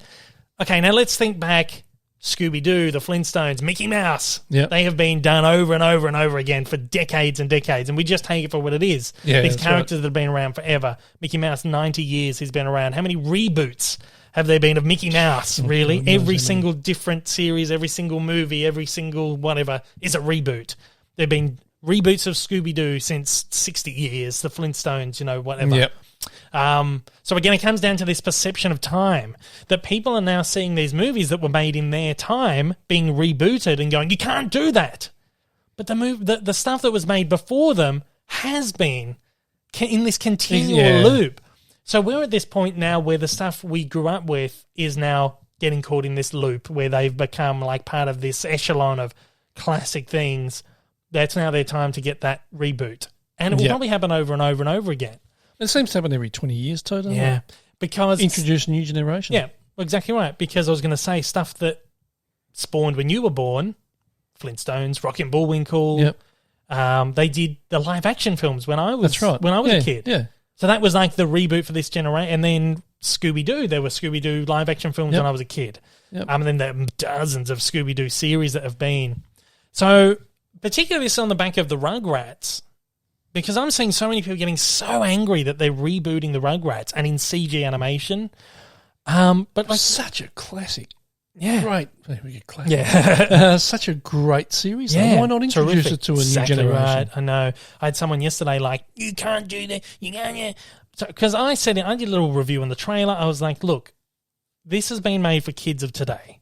Yep. It's not being made for you. They're making it for your kids to watch, but for something in there for you to enjoy while you're watching it with your kids. Yeah, that's right. Right? So with you going to see the Rocky and Bullwinkle movie, it wasn't made for you. No. It was made for me. Exactly right. But there was something in there that would grab you. Nostalgia. There's the nostalgia that was like, oh shit, I'm going to see Rocky and Bullwinkle on the big screen. And for you with Rugrats, it'll be the nostalgia. That's why you'll watch it. Exactly right. And the stuff like the new Star Wars sequel trilogy were made for kids because the Star Wars movies have always been made for kids. That's what got you into it. Yeah. Star Wars. Well, I was the 90s kid who grew up with the prequels. And I loved the prequels because they were my Star Wars as a kid. Then went back and watched the originals. Yeah. And even then, the older people were like, oh, these new movies suck. But I loved them. Yeah. The kids today love the Star Wars sequels. You know, and I love them because of my connection with the older films. So, and if you had kids now, you'd sit down and watch that new Rugrats with them. Yeah. I used to sit and watch the Rugrats with you when you were a kid, and I loved it. So I had someone this week getting very angry, like, don't you dare tell me this is made for kids. It's made for me. It's made for the people who love it. It's not. No, it's not. And I hear this over and over again. It happened with Star Wars. It happened with whatever. I just think we got to get outside of this bubble, of this time perception that we're living in, right? Just keep introducing it to new, exactly to right. new generations. This is the natural progression of like star characters and stuff like that. I spoke with Rob Paulson a few weeks ago about how they brought back the original cast for the Animaniacs. Guarantee you, 20, 30 years' time, they're going to do the Animaniacs again. It's going to be a different voice cast. Yeah. I've had a lot of people who always get mad when they replace a voice actor. They're like, how dare you do that? This voice actor has died. How can you replace the voice actor? Because they're dead. But at the end of the day, they've passed away. Just because they passed away doesn't mean you can't keep the character alive. Like Mickey Mouse has been voiced by like a dozen people over 90 years, probably more, however many people. And once they pass away, you pass the torch. Exactly right.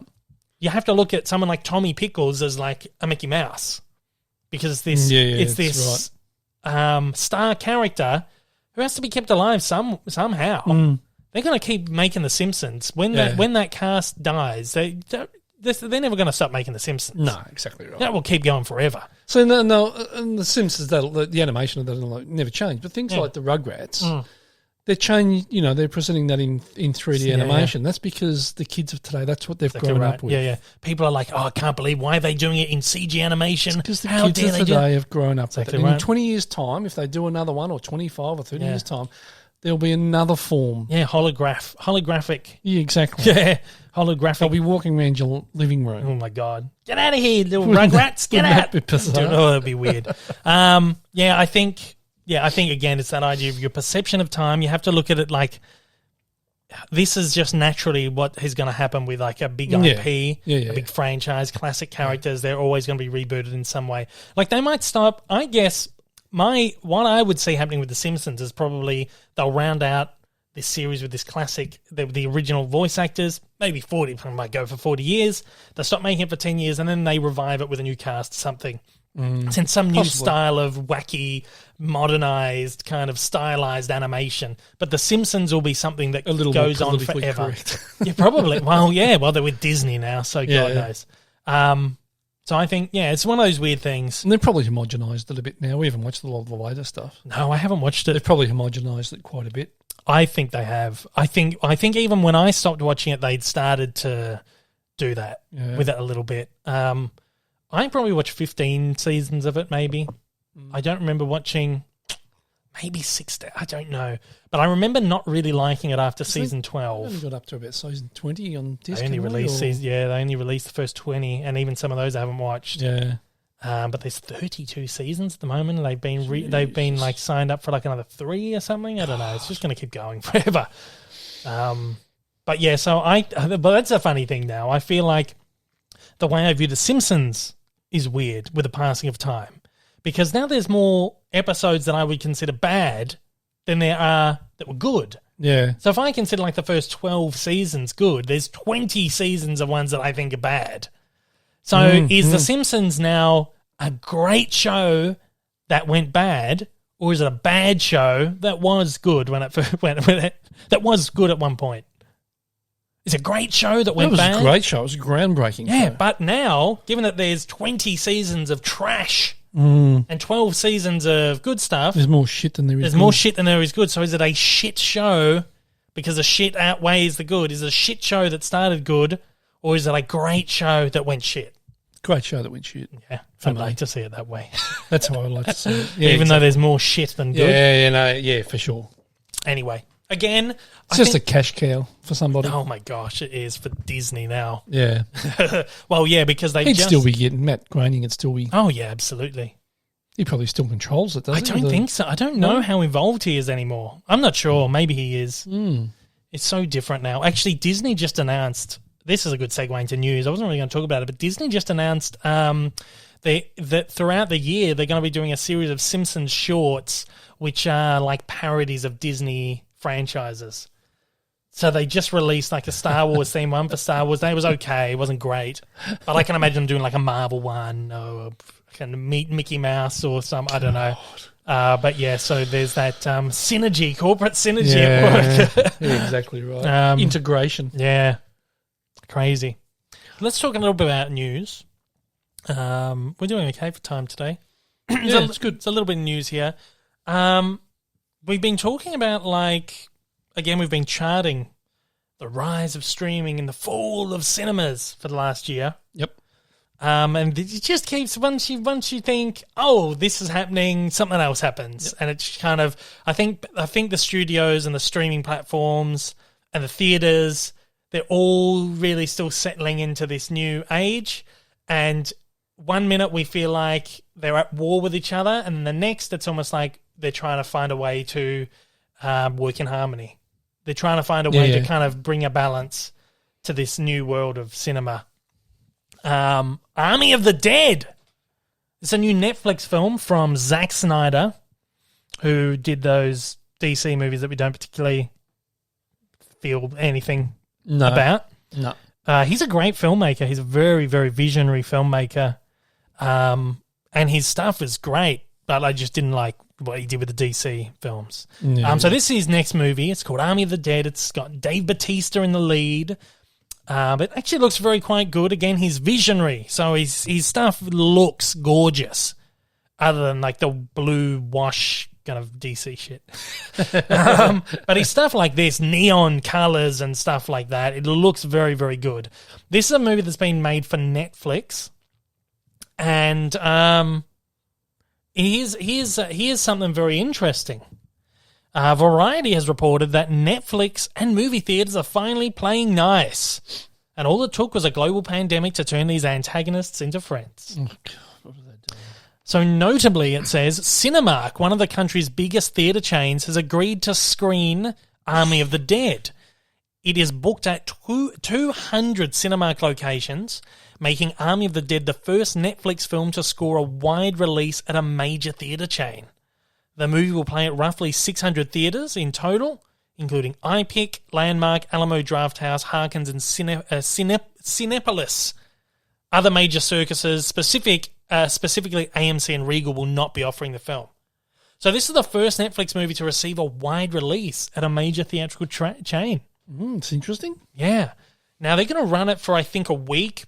I think it's up to a week before the film hits Netflix, so a week prior.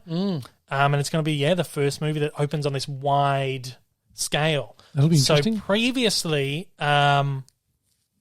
Previously, Cinemark, AMC, and Regal have refused to screen Netflix movies, and only the smaller, like, independent chains have agreed to play them. And now this is mostly because Netflix refuses to abide by the 90-day theatrical window. So 3 months, and then it hits home media. Yeah. And Netflix has refused. But now they're playing nice. Now the cinemas are going, we need movies to play. Exactly right. We'll take your movie for a week before you dump it on the streaming service. Yeah. And they have to do that, I think. Yeah. They have to. Oh, for sure. They won't survive. Now, the Variety article also notes that without the AMC... Now, AMC and Regal still aren't playing nice. It's just Cinemark have said, we'll take it. AMC and Regal are saying, no, we won't take it. Army of the Dead will have, in Variety's words, will have a much smaller footprint than recent hits like Godzilla vs. Kong and Nobody. These titles each played in more than 3,000 locations, whereas Army of the Dead will only play at 200. But 200 cinemas is still considered a wide release. So it's interesting to see where this is going to go, and I feel like the other chains will probably start abiding soon once they see how maybe Cinemark does with Army of the Dead, which a film that's got massive buzz. And I imagine if you're dying to see this movie, you'll go and see it in a cinema early if you can. Well, cinemas are going to have to do it. I mean, you know, it was an AMC and Regal are not playing them. Yeah. Eventually, I think eventually they're going to have to because they're not going to have content to play. Yeah, exactly right. And all these other cinemas are going to have all this content. Mm-hmm. And they may only have it for a week or 2 weeks or something. Or they might have it for a week exclusively and then they might play it for 3 weeks, but it'll be on Netflix at the same time as well after the first week. Or something like that probably. Yeah. But it'll give them content to play. Well, calling it content these days. Which is essentially what it is, giving them content to play. Yeah. Whereas, you know, AMC and Regal will be waiting for, you know, a Marvel film or a DC film or something like that, and they'll play it to death. They'll play it for 8 weeks because they've got nothing else to play. But so I think eventually they'll probably They'll probably have to go, oh shit, tail between the legs. Let's go back to Netflix and do a deal. Yeah. There's always had to be like for the Netflix movies. Now Netflix has put a bunch of movies in cinemas, but they've only had to put them in the smaller chains. And what it is, it's like there's this deal with the Academy where the Academy says to be eligible for an Academy Award nomination, your film has to play in a theatre for a certain amount of days, and it might be like a week or 2 weeks. So that's previously what Netflix have been doing. 10 days or something like that. So that's previously what Netflix has done, and now they're going wide. So it's going to be interesting. I feel like... Maybe it's just a way of Netflix to having their films nominated as well. Probably, yeah. So they're probably doing each other a favour. Well, previously they've only opened like the arty films like Roma and Marriage Story and Mank and all these kind of movies. They get this smaller release to be eligible for the Academy Award. Army of the Dead is the first one, which is like kind of a major blockbustery kind of film that's going to cinemas and it's going wide. It's interesting what happened. I wouldn't put it past Netflix to start their own theatre chain. There's a concept for you. Yeah. I think it's kind of outlawed, though. Cinemas used to own their own movie chains years ago, like we're talking like 20s, 30s, 40s, and then they outlawed it because it was like a conflict of interest. They'd only start playing their own films and they'd be raking a lot of money for their films and stuff. It was like an extra avenue. They were controlling 100% of the profits and they outlawed it in the end. So I don't know whether Netflix would be able to start their own theatre chain, but... Well, see, in Australia we have like the anti-siphoning laws. Yeah. Is one thing. And then you've got laws about not owning too much media in the country so that you don't have monopolisation. Yeah. So, you might be right. It might be the same in the US and stuff where where they won't be allowed to open their own cinemas. Yeah. But maybe they can. Who knows? Who knows?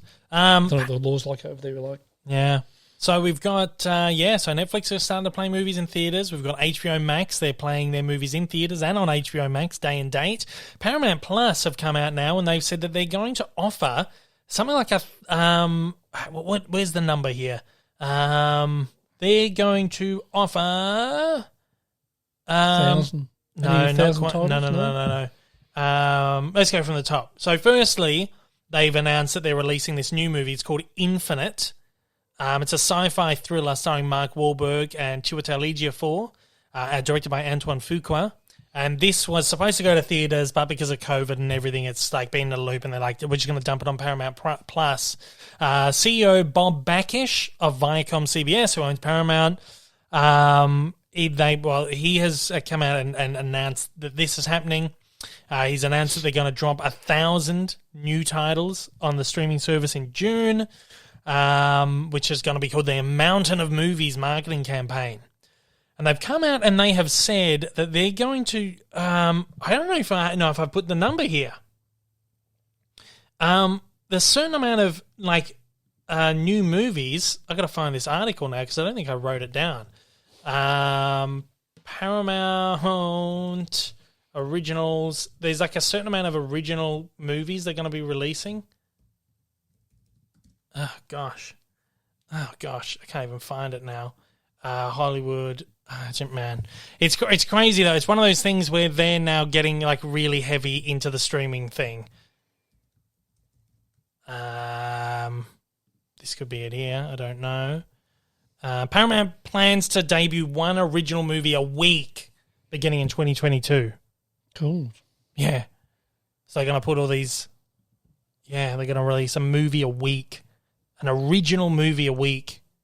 Oh, yeah, there it is right there on my... As long as it's not watered down quality. Yeah, well, you've seen the quality of half of Netflix's stuff. Oh, but yeah, in addition to that, they're adding 1,000... All those shitty Christmas films. Yeah, they're adding 1,000 catalogue titles in June. Yeah, so, yeah, that's interesting as well. Hey, we've got some more Marvel news. Ooh, we've got a sizzle reel this week. Ooh, just randomly dropped. It was it's called Marvel Studios Celebrates the Movies.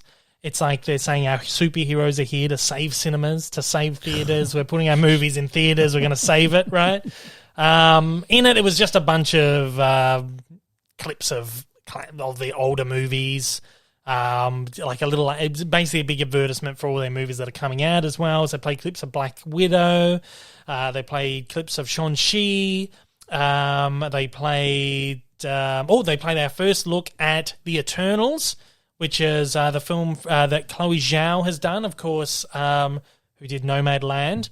We've got only very 10 seconds of it, so we get a very small idea of what this movie is like. This is the one that's set over thousands of years, and it's about this ancient race of immortals who, for some reason, have come to Earth and get involved with the Avengers. Looks quite nice from what we can see visually. It's quite beautiful. You can see the real kind of nomad land kind of what would you call it, softer palette in there. So obviously Chloé Zhao's brought her real signature style to this. Apparently it's from people who have seen it. Insiders are saying it is. You're not prepared for this movie. In a good way? In a good way. Oh, apparently it's amazing. Awesome. Apparently it's amazing. So, so we got our first look at Nomadland, at The Eternals, which everyone's going crazy about. Yeah, that's just a couple of little seconds there. It was beautiful, isn't it? Really beautiful. There's barely a poorly shot film those days. No, not really. No. I mean, that sort of technology's come such a long way, and the style has come such a long way. Yeah. The sizzle reel also announced that they've changed the title of Black Panther 2. It's now titled Black Panther Wakanda Forever. Ryan Coogler, there's been a bit of a debate over. Is the same? Yeah, a bit of a weird title. I don't know if I like it very much. But obviously, because they're not going to be focusing on T'Challa because of Chadwick Boseman's passing. They're retiring the character. Ryan Coogler reshaped the script of the film. Lupita Nyong'o, who plays Nakia in the films, she said the way in which Coogler has reshaped the second movie is so respectful of the loss we've all experienced as a cast and as a world. So now it's going to focus more on Wakanda than the Black Panther character, I suppose. Yep. So they've gone for the title Wakanda Forever is the big title, and then it's almost a subtitle across the top is Black Panther.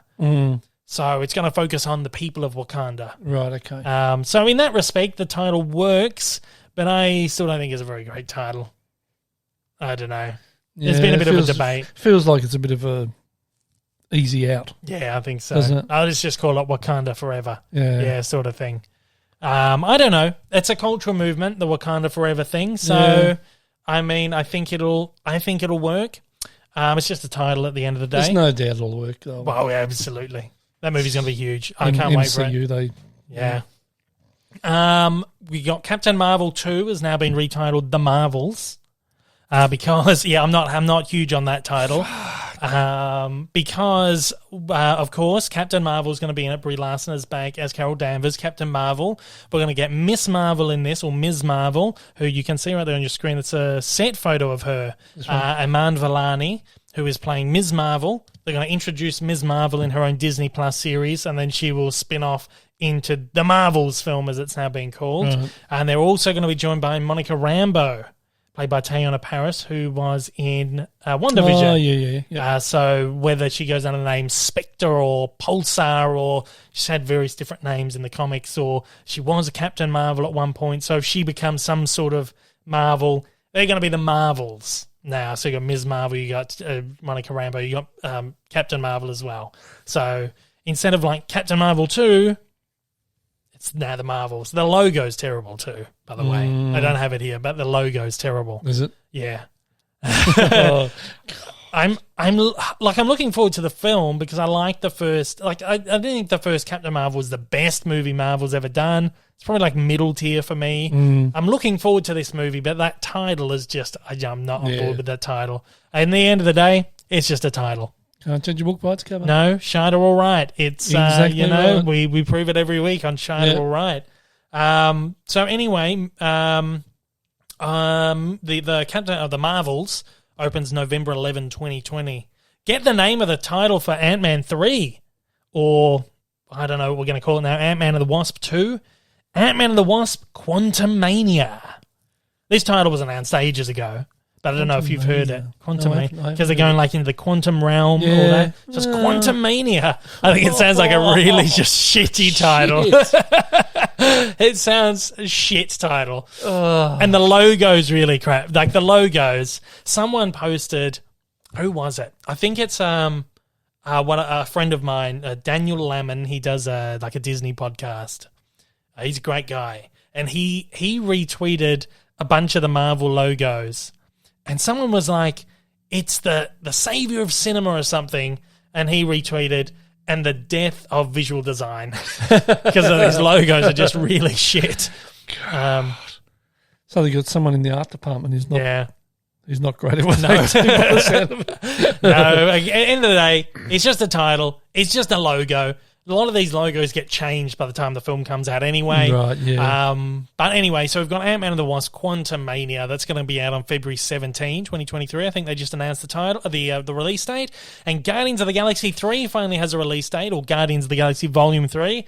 Is going to open on May 5, 2023. So James Gunn's going to jump straight into that one, straight off the back of the Suicide Squad. Long for it? Well, we're going to have the Guardians of the Galaxy Christmas special next year, so that'll tie us over. Yeah, he's done it. James Gunn's written. Apparently, he's been begging Kevin Feige to let him do a Christmas special for years now, and Feige's fine, like fuck whatever. We'll put it on Disney Plus. So they're doing like I don't know how long it's going to be. Christmas tree. Yeah. So it's the full cast. Apparently, they're going to shoot it concurrently with Guardians 3. So they'll shoot them kind of at the same time, and then they'll release the Christmas special to Disney Plus next year, and then they'll do Guardians Volume 3 the year after. So it'll be tied over a little bit. So yeah, that'll be a bit of fun. So there you go. A lot of good stuff coming with pretty shitty titles and crappy visual design. But I'm excited. Yeah. It's a new era. Yeah. Someone broke it down to something like we've got 4 Marvel movies coming out this year. We haven't got one of them yet, but we've got 4 Marvel movies this year. Black Widow, Shang-Chi, The Eternals, and what's the other one? Is there and Spider-Man, Far From Home. Oh, yeah. And we've got 6 Disney Plus Marvel series this year. God, yeah. And then next year is going to be... So I don't know. So that's... So much content. We've had WandaVision, we've had Falcon and the Soldier, we've got Loki coming up. I don't know what the other 3 are. Hawkeye, maybe. I think they finished filming that. I guess Ms. Marvel, if they're filming that at the moment. Maybe She-Hulk, I think they're filming. I don't know. But apparently we're getting like 3 more Marvel series this year after Loki. So, crazy. When's Loki start? June. They just announced the release date for that. I can't remember the exact date, but it's June. It's early June. And it's going to be Wednesdays now instead of Friday. Yeah, I don't know. Yeah, I don't know. I'm not happy with that. The Friday night one I works like really my Friday well. night. I like my Friday you get to night the end Marvel. of the end of the working week. Oh, yeah, I've got that tonight. Yeah. Fantastic. I feel like... Or is it a way to break your week up? Well, I feel like they've got so much content coming out now. So if you look at it now at the moment, Friday nights... Falcon and the Winter Soldier's gone, but they've just started a new Star Wars animated series called The Bad Batch, which looks great, but we haven't seen the Clone Wars stuff, so it's no point in jumping in yet. Yeah. So they've got Bad Batch, they've got Big Shot, they've got Mighty Ducks, like 3 big shows landing on the same day. I feel like they're going, fuck, we've got so much content now, we need to like spread them over the week. Actually did They did a poll a few weeks ago, actually. Now I'm remembering. There was a report that Disney had been doing some internal poll about whether people would watch these new shows on a night other than a Friday. So okay. Yeah, so now they've advertised this thing, they're like new Marvel Wednesday night is now Marvel night. So I think we'll probably get all the big Marvel shows. So that'll be all shows. going forward. Maybe. Yeah, I don't know. I'm not happy with that. As long as they're good. Well, exactly. I think we'll get in a rhythm. We'll be like, yes, Wednesday night, Deadwood night Tuesday, and then Marvel night Wednesday. And then that opens up our Friday nights again to watch a movie. Yeah, exactly. So I think that'll be all right. It breaks your week up a little bit. Yeah. It gets you through that hump day. Something to look forward to. Yeah. I suppose. Yeah. There you go. Yeah. Here's something funny about Marvel as well. We'll watch this. This is Andrew Garfield, who played Spider-Man in the Amazing Spider-Man films.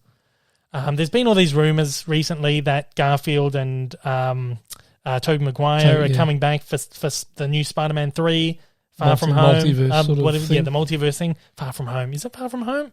That was the last one. What's the new one called? No Way Home. No, yeah. Yeah. They're going to do the multiverse thing. There's all these rumours. Well, obviously, Alfred Molina has been on set being Doc Ock again. He's very loose-lipped about it. He did some interview where he was talking about shit that he probably shouldn't have been talking about. Jamie Foxx is back as Electro, and everyone's been saying, Maguire and Garfield are back, but there's been no announcements. So Garfield was finally asked about this in an interview, and this is his reply.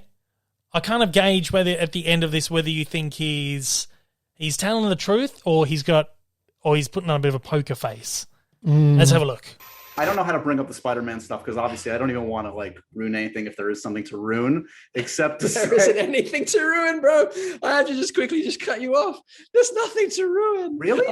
Like it's so crazy to this just gotten out of hand. This is all bullshit. Like I feel like I'm in a game of fucking werewolf or mafia where I'm like, I'm not the werewolf. I promise you I am not the werewolf. And everyone's like, you're the werewolf. You're the fucking werewolf. Look at him. He's like, he's doing... Okay, so for the record, my friend, on a stack of whatever you have there, you are not, as of this taping, in or have any knowledge of being in the next Spider-Man movie. I feel like haven't I just said that? You have. I just want to get really clear. This is the unequivocal yes/no answer. I did not get a call. Listen. I would have gotten a call by now. That's all I'm saying. Okay. Look, I don't want to rule anything out. Maybe they want to call me. Maybe they're going to call me and say like, "Hey, people want this." It looks pretty genuine about it. But he didn't definitively say no, did he? And he's also an actor. Yeah. And a very good actor at that too. Yeah, it's a tough one to pick. Yeah, can't pick that at all. He didn't definitively say no when he was pressed on it. Right at the end there where he pressed him, he said yes or no answer. Yeah. His answer was, I didn't get a call. But did somebody knock on his front door? Yeah, did he get a letter or an email? Or he just seems very sheepish, I think. Yeah. He seems very convincing, but I think it feels like... And when it came down, if you know anything about body language... Yeah. When it came down to it, he didn't look straight down the camera. No, he started rocking and computer. He was rocking and I kind of Yeah, eyes were all over the place, darting around, trying to think of what to say, all that sort of stuff. Mm-hmm. It could be something in it. Yeah, I know. The multiverse. Who knows?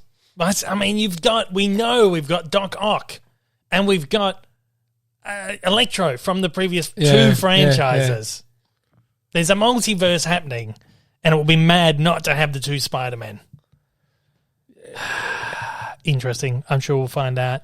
He was convincing but unconvincing. Yeah, I think so. I think he's a very good actor, but his poker face is a little bit sheepish. Yeah. Anyway, I've got one more tiny bit of news here. Now, Chloé Zhao, again, we've been talking about her all day, director of Nomadland and The Eternals. Yep. We've spoken last year about the fucking hundreds of movies that Universal, they're trying to do their monsters and shit. Oh, yeah. How they've got like 35 movies or something that they're planning for their monster properties. Yep. They've just announced another one with Chloé Zhao. She's going to be directing a version of Dracula. Oh, interesting. It is going to be an original futuristic sci-fi western with themes of being on society's fringes. Zhao says, I've always been fascinated by vampires and the concept of the other, the other they embody. I'm very excited to work with the team at Universal to reimagine such a beloved character. Zhao she told this to The Hollywood Reporter. Mm.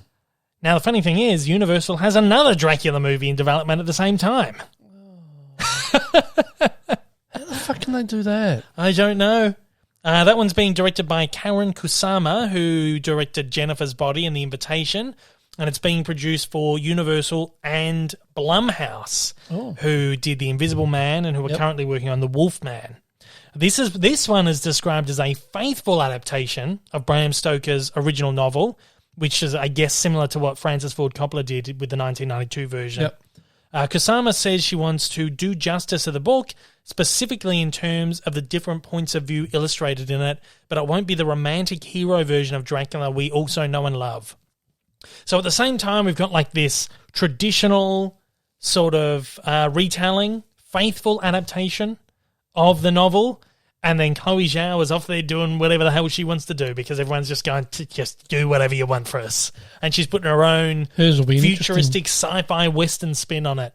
Mm. Yeah. Now, as someone who loves the novel, it's my favourite novel of all time, there with The Great Gatsby and The Phantom of the Opera, my three favourite novels. I'm really excited to see a traditional, a faithful adaptation of the novel. I feel like it hasn't been done properly ever. Even Ford Coppola's version I didn't really like. I love the 1940s version, or the 20s version, sorry, with Bela Lugosi, or 30s, whenever that was made, 30s.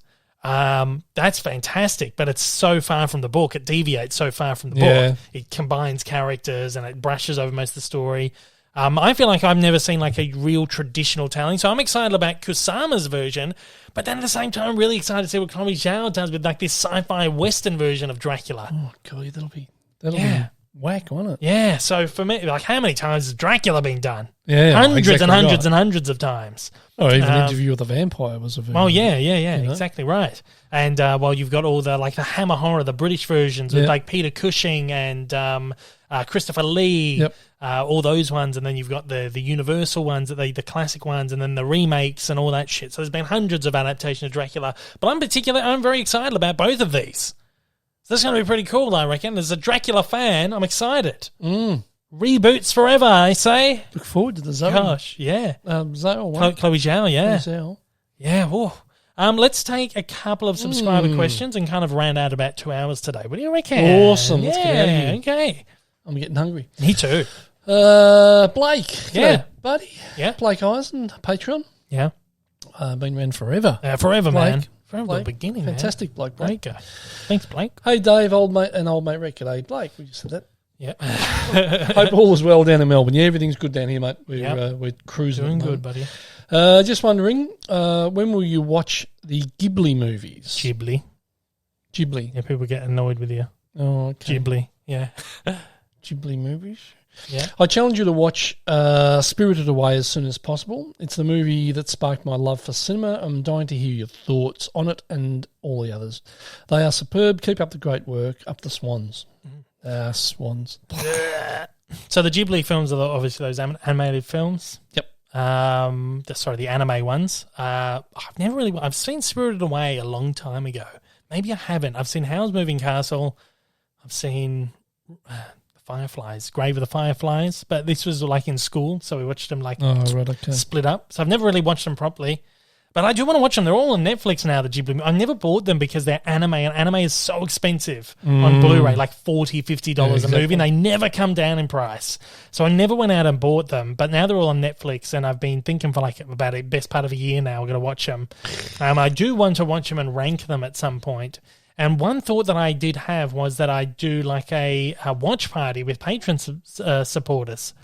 We can sit and watch the Ghibli films with the patrons. So we got to try and I've been thinking about it, and I've just got to try and figure out the logistics of how I'm going to go about doing it. But that's how I want to experience the Ghibli films with patrons. So I'll be right there with Blake, watching them. And I want to go from the beginning. I want to do them in like chronological order. So I don't know what spirited way he comes in, kind of in the middle there. But yeah, we'll get onto them very soon. I'm still kind of juggling. I have to watch the DreamWorks films too. That's the next bunch of movies I'm going to do a ranking of. I have to start watching them real soon because I've just about run out of Pixar movies. Well, by June, I've run out of Pixar videos. God. I've run out of Pixar videos, so DreamWorks is next. Okay, all next right. one. Tessa. Oh, yeah, Tessa. Mama's Geeky. Friend of the channel. Why haven't you watched Saw yet? Yeah. What Marvel Phase 4 movie are you most excited for? Well, we haven't watched Saw. Well, Saw is a big thing. So I'm in this group of YouTubers, I like Twitter chat, we just chat and stuff. Tess is in there, a bunch of other people are in there, and they're all talking about how they're watching the Saw movies. I'm like, I have no interest. I've never watched them in my life. I'm the same. And they're always, all of them are always prodding me, like, why haven't you watched it? They're great. And I'm just like, I have no interest. Don't like slasher, gore kind of movies. And they did herself and Austin Burke, and I can't remember, there was a couple of other people that were in this chat that she did. They did it like 2 a.m. the other night. They're like, you want to join? I was like, I'd love to be there for you guys, but no way. I haven't even watched the movies, and I'm not going to sit and watch like 6 Saw movies in a couple of days. No way. So, I don't know. What Phase 4 Marvel movie are you most excited for? So these are the movies that are coming out soon. For me, it's probably Thor, Love and Thunder. Guardians for you, yeah. I thought you'd say love Guardians. I think for me, it's like a very close tie between Guardians and Thor, Love and Thunder. Yeah. Yeah, Thor will be good. Looking forward to that. Yeah. Okay, next one. Jesse Medina. Yeah. Are you a fan of the Earthworm Jim animated series? The voice of Homer Simpson, played by Dan Castellaneta. That's right. Is the voice for Earthworm Jim. I don't ever really remember watching the series. We played the game. Loved the game. It was a great game. I do remember the series being on. Then we played that on the old PC, wasn't it? No, that was PlayStation 1. Oh, was it? Yeah, okay. It was like one of the early console PlayStation games. Maybe, no, you're right. It might have been on the PC as well. I'm pretty sure there was a I think PC we had version. I think we had it on both. Yeah, Earthworm Jim. Great game. I don't think I ever watched the show. I might have watched it. I think it was one of those things that was just there. I don't ever really remember like watching it religiously. I've seen snippets of it. It looks okay. Yeah, I'm sure I'd like it. Yeah, Homer Simpson. All right. Okay, next one. Timothy Sowell or Sowell or however you want to pronounce it. I don't know. Sowell. Sorry for pronouncing it wrong, mate. Do you think that we will ever get a DuckTales movie or a Club Penguin movie? It's Club Penguin. I don't know. I think it's a Disney Channel thing. Oh, okay. Do you ever think that we will get a Lego Dimensions movie by WAG Animation Studios? Warner Brothers? Warner Animation Group, yeah. And what do you think will be the next Cinematic Universe Hanna-Barbera film following the Scoob movie? Thank you for letting me ask questions. Thank you so much and love your videos. God bless you. Thank you very much, Timothy. Bless you too. I appreciate you writing in. I've got a lot of questions here. Okay, DuckTales movie. I feel like they'll probably do something for Disney Plus. I imagine that's a franchise they're just going to keep plundering. Club Penguin, don't know much about that, so I have no idea. Lego Dimensions, don't really know much about that either, but I know Warner do really well with their Lego movies, so I guess I wouldn't rule it out of the question. And then next, well, because Scoob was supposed to be the first in this huge Hanna-Barbera universe of movies that they were making, and you had characters. I haven't watched it yet, but they had what's his name? Captain Falcon and Dino-Mutt and Captain Caveman. They were all in that film. Captain Caveman. I loved Captain Caveman. So, but Scoob did really badly, performed really poorly. Pandemic, I mean, was part of it, but apparently the movie's not great. I don't know. I don't know if they're going to continue with the franchise after that now. I hope they do, but I don't know what they would do next, whether they would do like a Dino Martin Captain Falcon film to spin out of it, or whether they go straight for the Flintstones or Captain Caveman or something. Back to the Flintstones. Oh my God. Well, they're doing that reboot at the moment, aren't they? Elizabeth Banks is doing the reboot for Fox with Warner. So I don't know whether I honestly can't think of what the next logical step would be to go from Scooby-Doo in this Hanna-Barbera universe. It's a huge universe. Yeah, but Captain Caveman, Dynamite, they just feel so obscure to try and if Scoob didn't do well, I don't know where they're going to go. Iron Man was obscure too. Yeah, it's true. Who knows? Okay, next one. Sean Lugo. Yeah? What was the thing that got you to create Cartoon Evolution? All right, it's real quick. Well, I've always just loved doing these video essays, documentary things. There's always something that was just trying to get going, trying to find like some sort of video that was like the I guess you would call like the landmark video of the channel. No, like the what would you call it? Like the series, like the benchmark series or the fucking highlight series, whatever, you know what I'm trying to say. It's like the series that people know the channel for. Yep. Always trying to search for something that was like that one thing that people know you for. Signature. The signature series, there you go. The one thing that everyone knows you for, that everyone keeps coming back for. I started a series called Disney, or Explaining Disney, which was just, I just explain random Disney things. Like one was like the Easter eggs from Mary Poppins. I explained the Disney canon, what the Disney canon was. And then I just happened for Mickey's 90th anniversary to explain the evolution of Mickey Mouse that fucking blew up. And then I did more and more, and each one did better and better. Goofy, Donald, etc., etc. By the time I'd exhausted all the Disney characters in this Explaining Disney, which became solely focused on evolutions, by the time I'd exhausted all the Disney characters, I thought, let's go into like Warner Brothers and Hanna-Barbera, all them, and that kind of spawned the Cartoon Evolution, and people kept watching. And watching more and more and bigger views than the Disney ones. And so that spawned like this signature series, I suppose. There you go. Yep. Alan, but I love animation. I love the stories behind animation. I love the films the history and stuff, the history, and I love the stories of how you've they're always made. Been a history buff. Yeah. So that's where my interest in it comes from anyway. Yep. Yeah. Alan Driver asks, how's the weather? Great, thanks. Well, it's a nice day today. It's all right. Nice and sunny. Nice out there, yeah. Probably pretty cool out there. It's only, I don't know what the temperature is. It's 21 degrees out there. Nice day, yeah. How are you? Yeah, we're good. Thank you very much, Alan. Character that hasn't appeared in a movie yet that you want. Mine is Kyle Rayner, Green Lantern. Oh. What's a character you like that hasn't been in a film?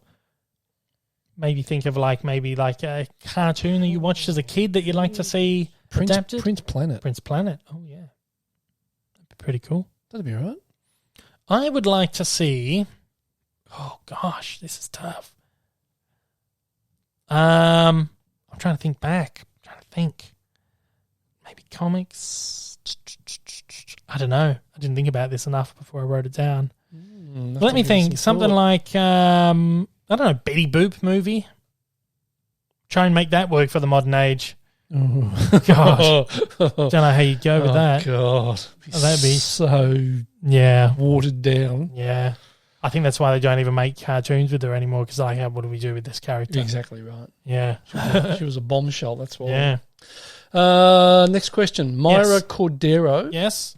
Are you excited to see Sonic the Hedgehog 2? And have you liked Sonic the Hedgehog since the game first came out in Sega? Yes and yes.